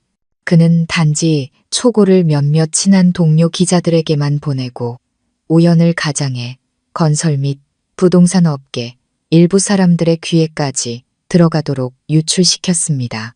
지훈이의 예상대로 그 효과는 폭탄보다 더 강력했습니다. 소문은 업계에 순식간에 퍼져나갔습니다. 사람들은 최유라의 회사와 옛 기술자의 의심스러운 죽음에 대해 수군거리기 시작했습니다. 최유라의 몇몇 파트너들은 경계심을 보이기 시작했고 일부 투자자들은 상황을 묻는 전화를 걸어왔습니다. 잠재적인 위기가 형성되기 시작한 것입니다. 똑똑하고 예민한 최유라는 그 위험을 감지하지 못할 리 없었습니다. 그녀는 만약 이 기사가 공식적으로 게재된다면 자신이 애써 쌓아 올린 모든 것이 순식간에 무너질 것이라는 것을 알았습니다. 그녀는 소문을 잠재우기 위해 미친 듯이 애쓰기 시작했고 돈과 권력을 이용해 관련자들의 입을 막으려 했지만 불을 끄려 할수록 불길은 더욱 거세졌습니다. 그동안 저는 제 연극을 계속했습니다. 저는 시어머니에게 요즘 한 기자가 자꾸 저를 찾아온다고 말했습니다. 그는 남편의 사고를 재조사하고 있으며 무언가 억울한 점이 있다고 의심한다고 했습니다. 저는 몹시 두려워하며 저는 아무것도 모르고 그저 조용히 살고 싶을 뿐이라고 울면서 말했습니다. 시어머니는 그 말을 듣고 얼굴이 새하얗게 질렸습니다.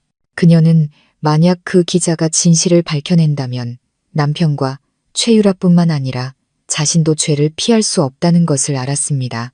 그녀는 즉시 남편에게 전화를 걸었고 그 목소리는 공포로 가득 차 있었습니다. 민준아, 모든 게 탄로나기 직전이야. 어떤 기자가 내 사건을 다시 파헤치고 있대. 서연이까지 찾아왔다더라. 어떻게 좀 해봐. 모든 게 밝혀지게 놔둘 순 없어. 이 통화는 물론 제가 녹음했습니다. 전화기 너머의 남편도 몹시 화가 나고 불안해했습니다. 그는 왜 갑자기 모든 것이 이렇게 복잡해졌는지 이해할 수 없었습니다. 그는 자신이 치밀하게 계획된 덫으로 몰리고 있다는 사실을 몰랐습니다. 최유라와 친어머니 양쪽에서 압박을 받자 남편은 평정을 잃기 시작했습니다. 그는 이 모든 문제의 근원이 바로 저라는 것을 알았습니다. 저만 입을 다물면, 저만 사라지면 모든 것이 해결될 것이라고 생각했습니다. 그는 더 이상 어둠 속에 숨어 있을 수 없었습니다. 그는 직접 나서서 저와 맞서야 했고, 저를 한 번에, 그리고 영원히 해결해야만 했습니다. 그리고 그것이 바로 저와 지훈이가 기다리던 것이었습니다. 며칠 후, 저는 낯선 번호로 전화를 받았습니다. 남편이었습니다. 전화기 속 그의 목소리는 더 이상 차갑고 냉정하지 않았습니다. 피곤함과 약간은 굴복한 듯한 목소리였습니다. 서연아, 나야. 너 다 알고 있었구나. 우리 얘기 좀 해야겠어. 만날 수 있을까? 제가 아무 말 없이 침묵하자 그는 계속했습니다.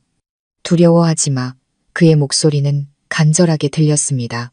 너한테 아무 짓도 안 해. 그냥 모든 걸 원만하게 해결하고 싶을 뿐이야. 우리 둘만 있는 곳에서 만나자. 내일 밤 8시 낡은 한강 다리 밑에서. 거긴 조용해서 아무도 우릴 방해하지 않을 거야. 부탁할게. 서연아, 마지막이야. 기다릴게. 낡은 한강 다리 밑, 인적이 드문 곳. 그가 그런 장소를 선택한 것은 분명 좋은 의도가 아니었습니다. 하지만 저는 두렵지 않았습니다. 왜냐하면 저는 그곳에 혼자 가지 않을 것이기 때문입니다. 덫은 놓였고 미끼는 던져졌으며 가장 큰 물고기가 마침내 미끼를 물었습니다. 그 운명적인 만남은 그들이 만든 비극적인 연극의 마지막 막이 될 것입니다. 그리고 저는 맨 앞줄에 서서 그들의 몰락을 지켜볼 것입니다. 그날 밤 서울에는 또다시 추적추적 비가 내렸고 하늘은 별 하나 없이 칠흑같이 어두웠습니다. 풍경은 낡은 한강 다리 밑에서의 약속을 더욱 음산하고 무섭게 만들었습니다. 계획대로 저는 약속 장소에 혼자 갔지만 결코 혼자가 아니었습니다. 지훈이와 그의 친구 2명.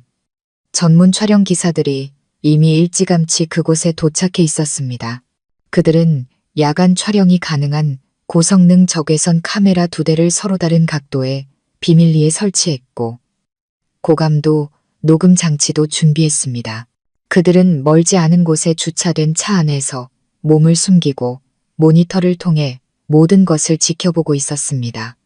저는 모자가 달린 재킷을 입고 얼굴을 가리려 애썼습니다. 재킷 주머니 속에서 저는 지훈이에게 바로 연결되는 비상통화 버튼이 켜진 휴대전화를 꽉 쥐고 있었습니다. 저는 다리 밑에 서서 빗소리와 세차게 흐르는 한강 물소리를 들었습니다. 제 마음은 이상할 정도로 평온했습니다.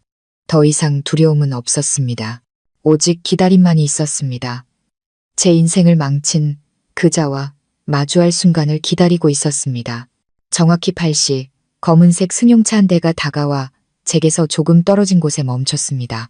남편이 차에서 내렸습니다. 그 역시 어두운 색 재킷을 입고 모자를 푹 눌렀어 얼굴의 대부분을 가리고 있었습니다. 회사에서 마주쳤을 때의 자신감 넘치고 권위적인 모습은 온데간데 없고 어딘가 지치고 초조해 보였습니다. 그는 제게 다가와 다른 사람이 없는지 확인하려는 듯 주위를 한번 둘러보았습니다. 왔구나. 그가 목소리를 냈습니다. 목소리는 쉬어 있었습니다. 저는 대답하지 않고 그저 조용히 그를 쳐다보았습니다. 서연아, 네가 날 미워하는 거 알아. 남편이 자신의 연극을 시작했습니다. 하지만 내가 한 모든 일에는 이유가 있었어. 난 강요당했어. 이해해. 난 최유라 손에 놀아나는 장기 말에 불과했다고. 그 여자는 너무 힘이 세서 내가 거역할 수 없었어. 그는 모든 죄를 최유라에게 떠넘기며 자신을 불쌍한 희생자로 만들려고 했습니다. 너무나 낡고 지루한 연극이었습니다. 저는 비웃었습니다. 강요당했다고? 강요당한 사람이 수십억짜리 빌라에 살고 최고급 외제차를 몰고 그렇게 행복한 가정을 꾸릴 수 있나? 민준 씨, 제 말에 그는 잠시 움찔했습니다. 그는 그런 말로는 더 이상 저를 속일 수 없다는 것을 알았습니다. 그는 다른 전략으로 바꿨습니다. 이번에는 위협도 감성팔이도 아닌 돈이었습니다. 좋아. 그의 목소리는 더 현실적으로 변했습니다. 빙빙 돌리지 않을게. 얼마를 원해? 5억, 10억, 액수를 말해. 그 돈 받고 조용히 살아. 내 인생에서 사라져줘. 우리 다시는 만나지 않았던 것처럼.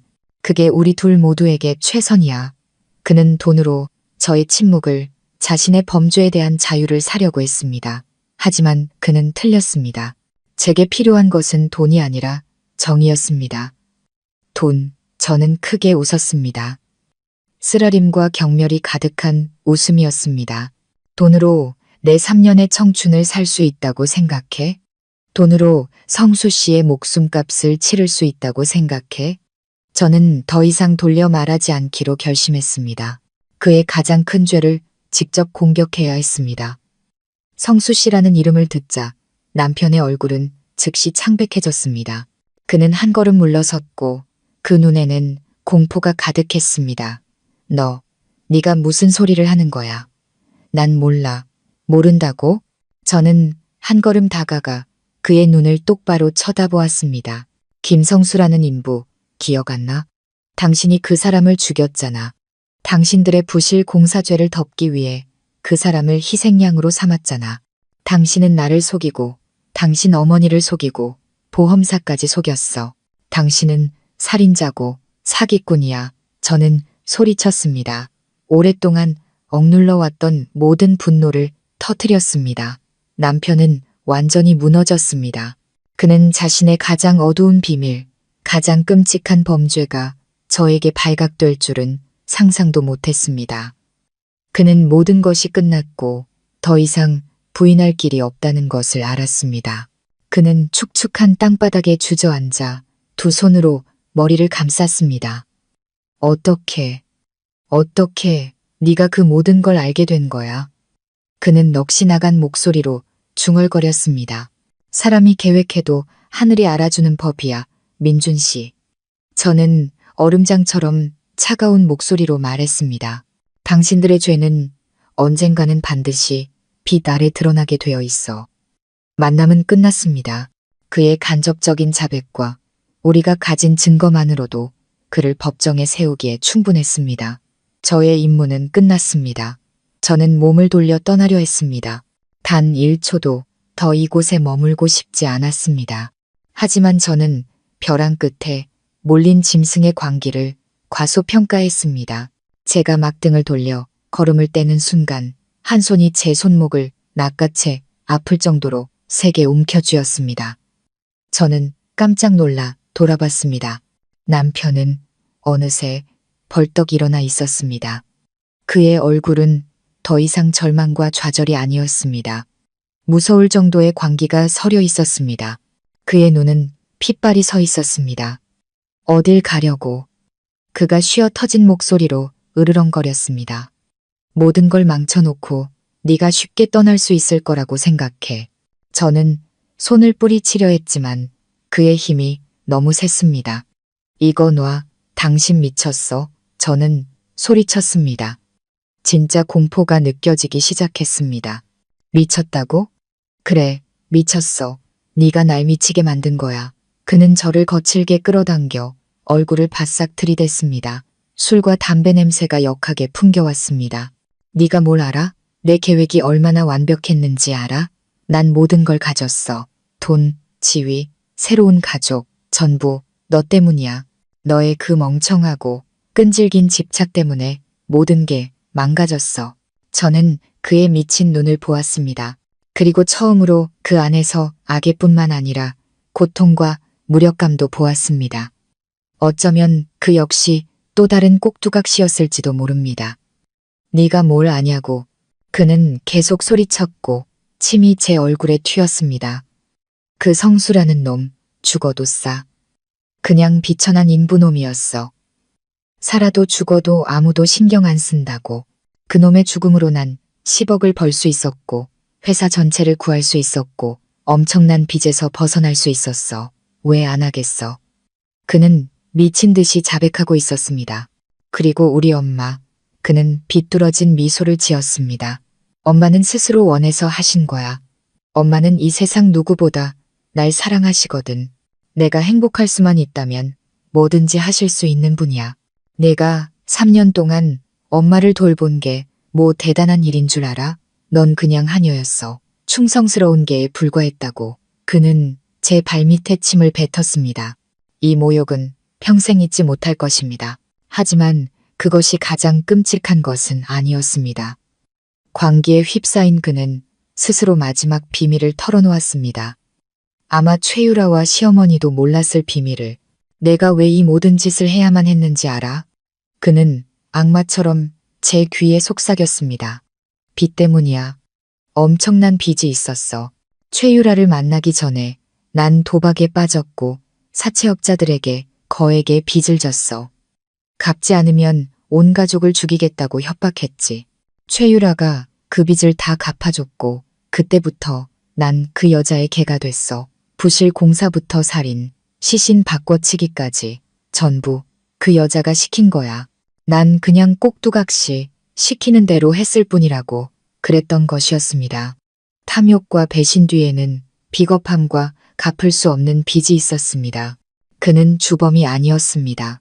그는 최유라의 손에 놀아나는 졸, 도구에 불과했습니다. 그 여자야말로 모든 것을 조종하는 배우였습니다. 하지만 이제 남편의 눈빛이 야수처럼 변했습니다. 모든 게 끝났어. 내가 행복할 수 없다면 너도 마찬가지야. 널 데리고 갈 거야. 그 성수놈이랑 같이 죽으러 가자고. 그는 재킷 주머니에서 번쩍이는 단도를 꺼내 들었습니다. 저는 비명을 질렀습니다. 그가 이렇게까지 미쳐버릴 줄은 몰랐습니다. 그는 입을 막기 위해 저를 죽이려 했습니다. 그는 칼을 들어 제 가슴을 겨눴습니다. 저는 눈을 감았습니다. 한순간 모든 것이 정말 끝났다고 생각했습니다. 하지만 바로 그때 지훈이의 차에서 나온 아주 강렬한 헤드라이트 불빛이 남편의 얼굴을 정면으로 비췄고 그는 눈이 부셔 잠시 주춤했습니다. 꼼짝 마, 경찰이다. 지훈이가 확성기를 통해 외쳤습니다. 동시에 어둠 속에서 그의 친구 2명이 뛰쳐나와 전문적인 기술로 남편을 땅바닥에 쓰러뜨렸습니다. 그의 손에 있던 칼이 멀리 날아갔습니다. 모든 것이 순식간에 일어났습니다. 제가 눈을 떴을 때 남편은 제압되어 더러운 빗물 웅덩이에 얼굴을 박은 채 엎드려 있었습니다. 지훈이가 달려와 저를 부축했습니다. 괜찮아, 서연아. 저는 고개를 저었지만 손발은 여전히 떨리고 있었습니다. 모든 대화, 모든 자백, 그리고 살인 미수 행위까지 모든 것이 완벽하게 기록되었습니다. 덫은 닫혔고 이번에 짐승은 우리에 갇혔을 뿐만 아니라 스스로 목에 사형 선고를 건 셈이었습니다. 남편은 고개를 들어 분노와 절망이 뒤섞인 눈으로 저를 쳐다보았습니다. 그는 자신이 졌다는 것을, 완벽하게 졌다는 것을 알았습니다. 그의 연극은 막을 내렸을 뿐만 아니라 그것을 만든 자들에게 출구 없는 비극이 되어버렸습니다. 남편이 제압된 직후 지훈이는 미리 연락해둔 형사팀에 즉시 전화를 걸었습니다. 남편의 자백과 살인 미수 행위가 담긴 영상부터 제가 시어머니의 상자에서 찾은 자료들까지 반박할 수 없는 증거들과 함께 그날 밤 즉시 대규모 특별수사팀이 꾸려졌습니다. 하늘의 그물은 마침내 그들을 덮쳤습니다. 다음 날 새벽 도시가 아직 잠들어 있을 때 동시다발적인 체포작전이 진행되었습니다. 한 팀의 경찰이 한남동의 빌라를 급습했습니다. 사이렌 소리와 체포영장에 잠이 깬 권력자 최유라는 더 이상 평소의 오만한 모습을 유지할 수 없었습니다. 그녀의 얼굴은 창백해졌고 도움을 청하기 위해 인맥들에게 미친 듯이 전화를 걸었지만 모든 것은 너무 늦었습니다. 그녀에 대한 모든 증거는 너무나 명백했습니다. 살인, 사기, 재산 편취, 그리고 범죄 은닉의 주범으로서 그녀는 매우 무거운 형량을 마주하게 될 것이었습니다. 또 다른 팀은 저의 작은 집에 왔지만 이번에는 위협이 아닌 정의를 집행하기 위해 왔습니다. 경찰을 본 시어머니는 더 이상 아픈 척할 수 없었습니다. 그녀는 침대에서 벌떡 일어나 울부짖으며 애원했습니다. 하지만 그 뒤늦은 눈물은 그녀가 저지른 공범의 죄를 씻어낼 수 없었습니다. 남편, 최유라, 그리고 시어머니는 차례로 체포되었습니다. 죽음에서 돌아온 남편 사건은 전국을 떠들썩하게 만들었습니다. 언론은 3년 동안이나 정교하게 숨겨져 왔던 잔인한 음모에 대한 이야기를 일제히 보도했고 대중은 크게 분노했습니다. 악인들의 진짜 얼굴이 만천하에 드러났습니다. 최유라의 회사는 하룻밤 사이에 무너졌습니다. 주주들은 주식을 투매했고 파트너들은 계약을 취소했으며 프로젝트들은 조사를 위해 중단되었습니다. 죄악 위에 세워진 제국은 마침내 산산조각 났습니다. 하지만 저와 지훈이에게 전쟁은 아직 끝나지 않았습니다. 우리가 가장 중요하게 생각한 것은 악인들의 처벌이 아니라 죽은 자를 위한 정의였습니다. 바로 억울하게 희생된 인부 성수 씨였습니다. 지훈이는 성수 씨의 고향인 시골에 가난한 마을로 찾아갔습니다. 그는 그의 가족, 늙은 어머니와 아직 학생인 여동생을 만났습니다. 지난 3년 동안 그들은 아들이 서울에서 실종되었다고만 알고 있었습니다. 작별 인사도 없이 고통과 기다림은 늙은 어머니를 쇠약하게 만들었습니다. 지훈이는 그들에게 모든 진실을 이야기했습니다. 그들은 울었습니다. 극심한 고통의 눈물이자 마침내 가족의 행방을 알게 된 안도의 눈물이었습니다. 재판이 열리는 날 저와 지훈이 그리고 성수 씨의 가족 모두가 참석했습니다. 아들을 죽인 자들이 피고인석에 서 있는 것을 본 성수 씨의 어머니는 눈물을 참지 못했습니다. 그녀는 그들을 가리키며 고통스럽게 외쳤습니다. 내 아들 돌려내. 그녀의 절규의 법정은 숨을 죽였습니다. 반박할 수 없는 증거 앞에서 남편과 최유라 그리고 시어머니는 고개를 숙이고 죄를 인정해야 했습니다. 최종 판결이 내려졌습니다. 주범인 최유라는 최고형인 무기징역을 선고받았습니다. 살인 공범 및 여러 죄목을 가진 남편은 징역 25년을 선고받았습니다. 시어머니는 고령과 반성하는 태도를 참작하여 범죄 은닉 및 사기죄로 징역 5년을 선고받았습니다. 정의는 비록 늦었지만 마침내 실현되었습니다. 법정을 나올 때 성수 씨의 어머니가 다가와 제 손을 잡았습니다. 그녀는 눈물을 흘리며 말했습니다. 고마워요, 아가씨. 포기하지 않고 내 아들의 명예와 정의를 되찾아줘서 정말 고마워요. 저는 그저 고개를 저을 뿐 목이 메어 아무 말도 할 수 없었습니다. 저 혼자 한 일이 아니었습니다. 지훈이와 선한 사람들 그리고 성수 씨 자신의 공이었습니다. 그는 비록 세상을 떠났지만 범죄가 묻히는 것을 허락하지 않았습니다. 사건은 종결되었지만 남겨진 사람들의 삶은 계속되어야 했습니다. 악인들은 감옥의 내벽 안에서 자신들의 죗값을 치를 것입니다. 그리고 저와 성수 씨의 가족은 그들이 남긴 너무나 큰 상처를 치유하며 살아가는 법을 배워야 할 것입니다. 폭풍이 지나간 후 제 삶은 점차 본래의 평온을 되찾았지만 그 평온은 완전히 다른 의미를 지니고 있었습니다. 저는 더 이상 3년 전에 남편과 시댁을 위해서만 살았던 서연이가 아니었습니다. 고통과 배신은 저를 더 강하고 독립적이며 제 자신의 가치를 소중히 여기는 사람으로 만들었습니다.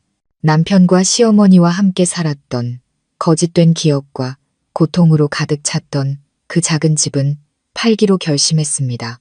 저는 과거와 완전히 단절하고 새로운 삶을 시작하고 싶었습니다.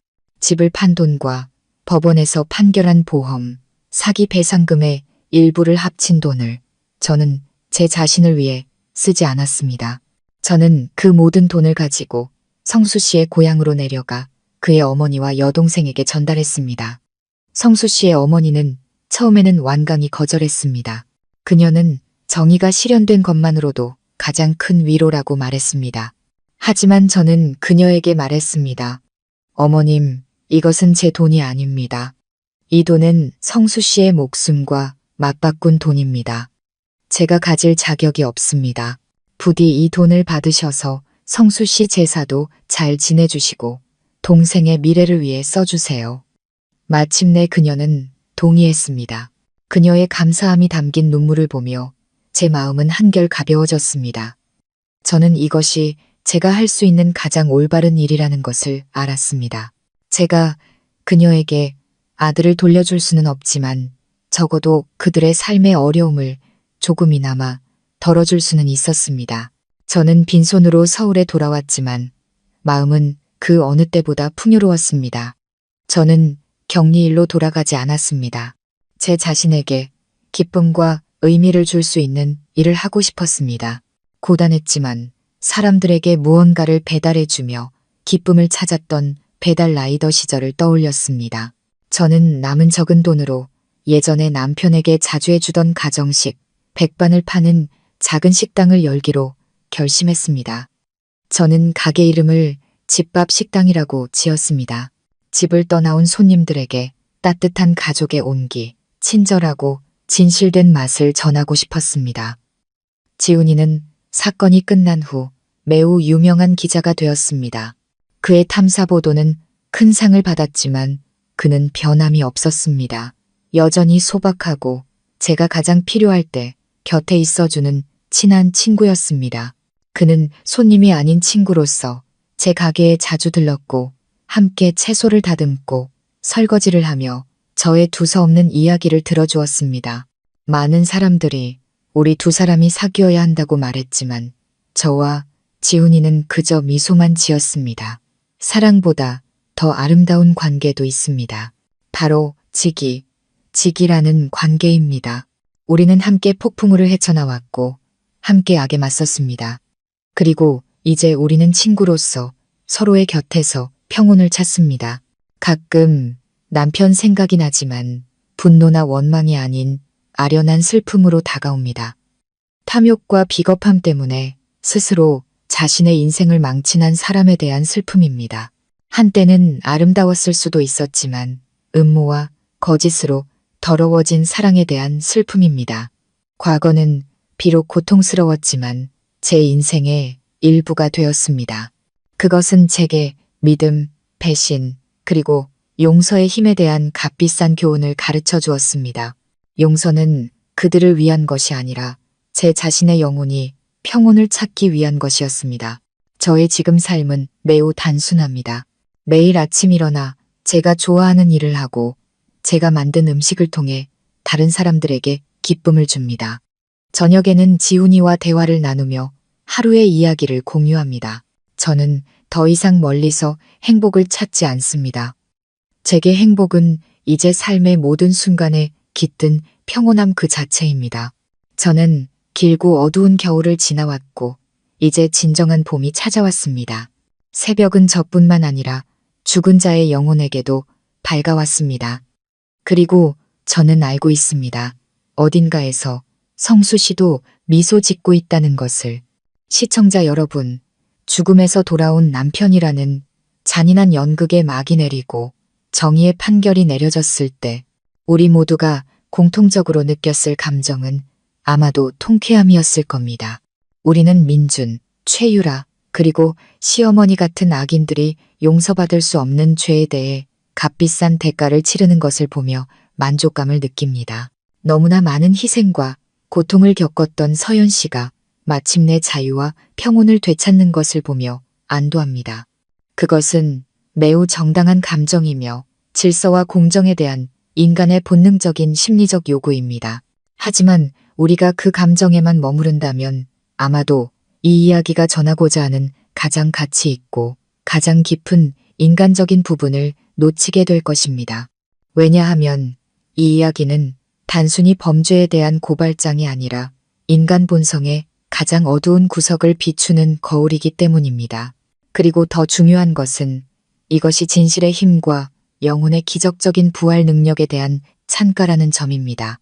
첫 번째 교훈이자 가장 날카로운 경고는 탐욕과 비겁함에 이끌릴 때 영혼이 어떻게 썩어 들어가는지에 대한 것입니다. 민준 씨를 보십시오. 그는 태어날 때부터 악마는 아니었을 겁니다.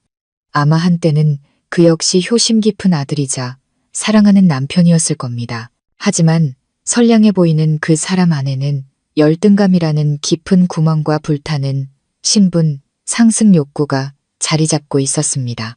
그는 가난을 두려워했고 평범한 삶을 두려워했습니다. 바로 그 두려움이 그를 유혹에 취약한 먹잇감으로 만들었습니다. 최유라는 연인으로서뿐만 아니라 부와 권력으로 가는 지름길, 탈출구로서 나타났습니다. 하지만 모든 지름길에는 치명적인 함정이 도사리고 있습니다. 도박빚을 갚기 위해, 성공을 위해 민준 씨는 자신의 가장 소중한 것, 바로 양심을 팔았습니다. 그는 스스로를 최유라의 손에 놀아나는 꼭두각시, 도구로 만들었습니다. 그리고 그때부터 그는 범죄의 비탈길을 미끄러져 내려갔습니다. 멈출 수 없는 비탈길을, 불륜과 아내를 속이는 것에서부터 부실 공사에 공모하는 것, 그리고 비인간성의 절정인 살인과 시신 바꿔치기까지 죄의 수렁에 한 걸음 더 깊이 빠질 때마다 그는 자신이 강요당했다, 자신에게도 사정이 있었다고 스스로를 변명하고 속였습니다. 하지만 사실 자기 자신이 내면에서 악이 싹트는 것을 허락하지 않는 한 그 누구도 다른 사람에게 악행을 강요할 수 없습니다. 민준 씨는 악할 뿐만 아니라 비겁했습니다. 그는 자신이 저지른 결과에 맞설 용기가 없어 죽음이라는 방법으로 도망치려 했습니다. 그는 어머니의 말씀을 거역할 용기가 없어 자신을 사랑하는 아내를 희생양으로 삼았습니다. 그의 비겁함은 그의 악랄함보다 더 경멸스럽습니다. 그리고 민준 씨가 비겁함의 산물이라면 최유라는 끝없는 탐욕과 계산된 잔인함의 화신입니다. 그녀는 모든 음모의 두뇌였습니다. 부실 공사부터 사고 조작, 보험 사기까지 모든 것이 그녀의 치밀한 계획 안에 있었습니다. 최유라는 우리 사회의 무서운 유형의 사람을 대표합니다. 똑똑하고 능력 있지만 도덕적 나침반이 없는 사람들. 그들은 사람의 목숨을 포함한 모든 것을 목적 달성을 위한 숫자, 도구로 여깁니다. 그들은 자신의 야망을 충족시키기 위해 모든 것을 짓밟을 준비가 되어 있습니다. 하지만 최유라와 민준 씨 같은 사람들의 가장 큰 비극은 무엇일까요? 그것은 그들이 거짓이라는 기초 위에 제국을 건설했다는 것입니다. 그리고 그 기초가 무너지면 모든 것은 잿더미가 됩니다. 그들은 한동안 돈과 지위를 가질 수 있었을지 모르지만 가장 소중한 것, 바로 마음의 평온은 결코 얻지 못할 것입니다. 그들은 평생 발각될까 두려워하며 죄책감에 시달리며 살아야 할 것입니다. 보이는 감옥보다 더 무서운 보이지 않는 감옥 속에서 말입니다. 하지만 아마도 우리에게 가장 많은 생각을 남기는 인물은 바로 시어머니일 것입니다.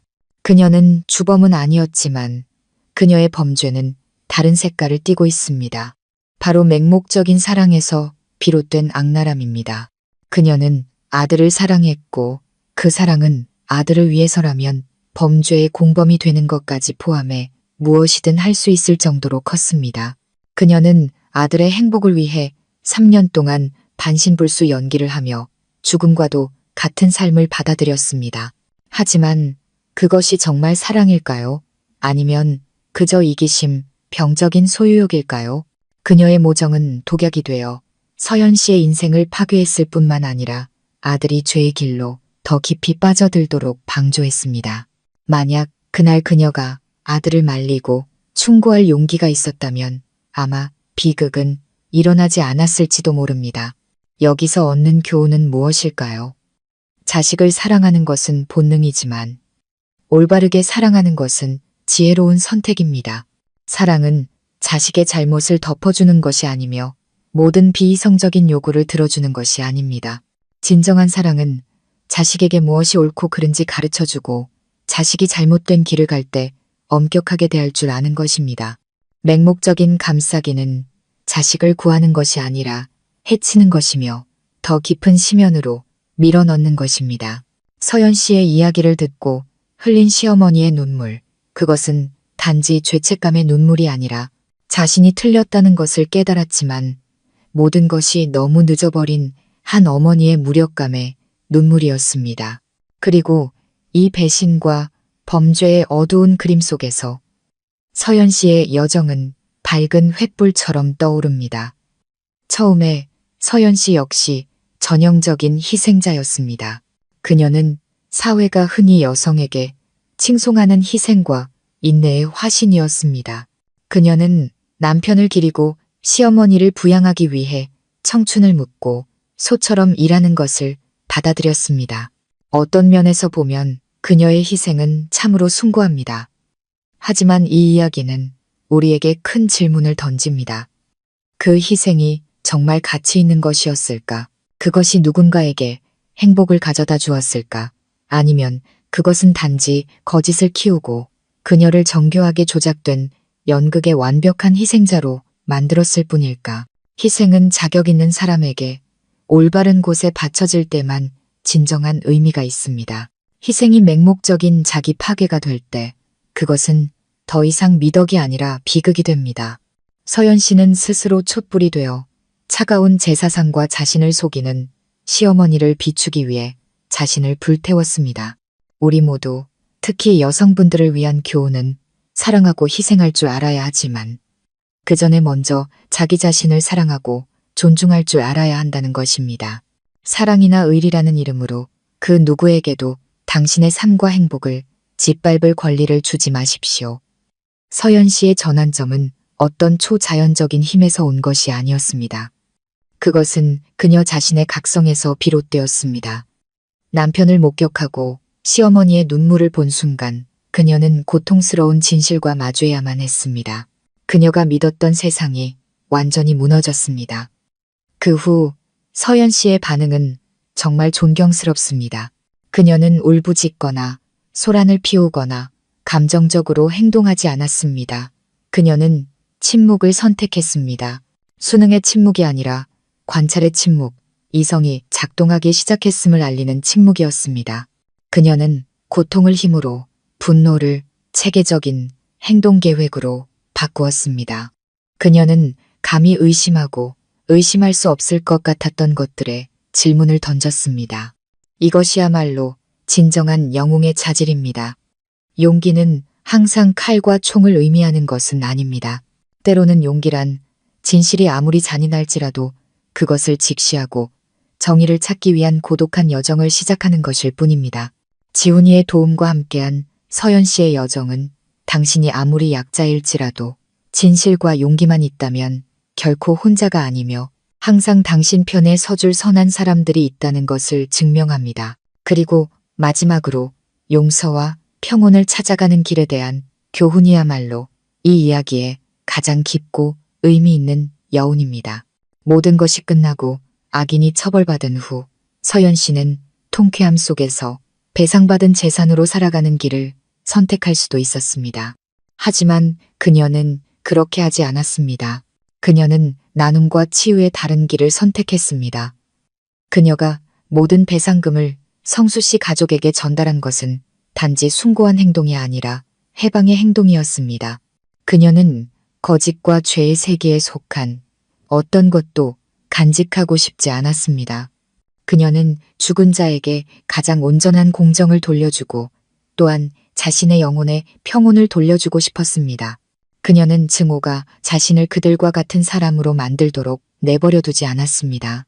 그녀는 악을 파괴함으로써가 아니라 자신의 영혼이 악에 더럽혀지지 않도록 지킴으로써 악을 이겼습니다.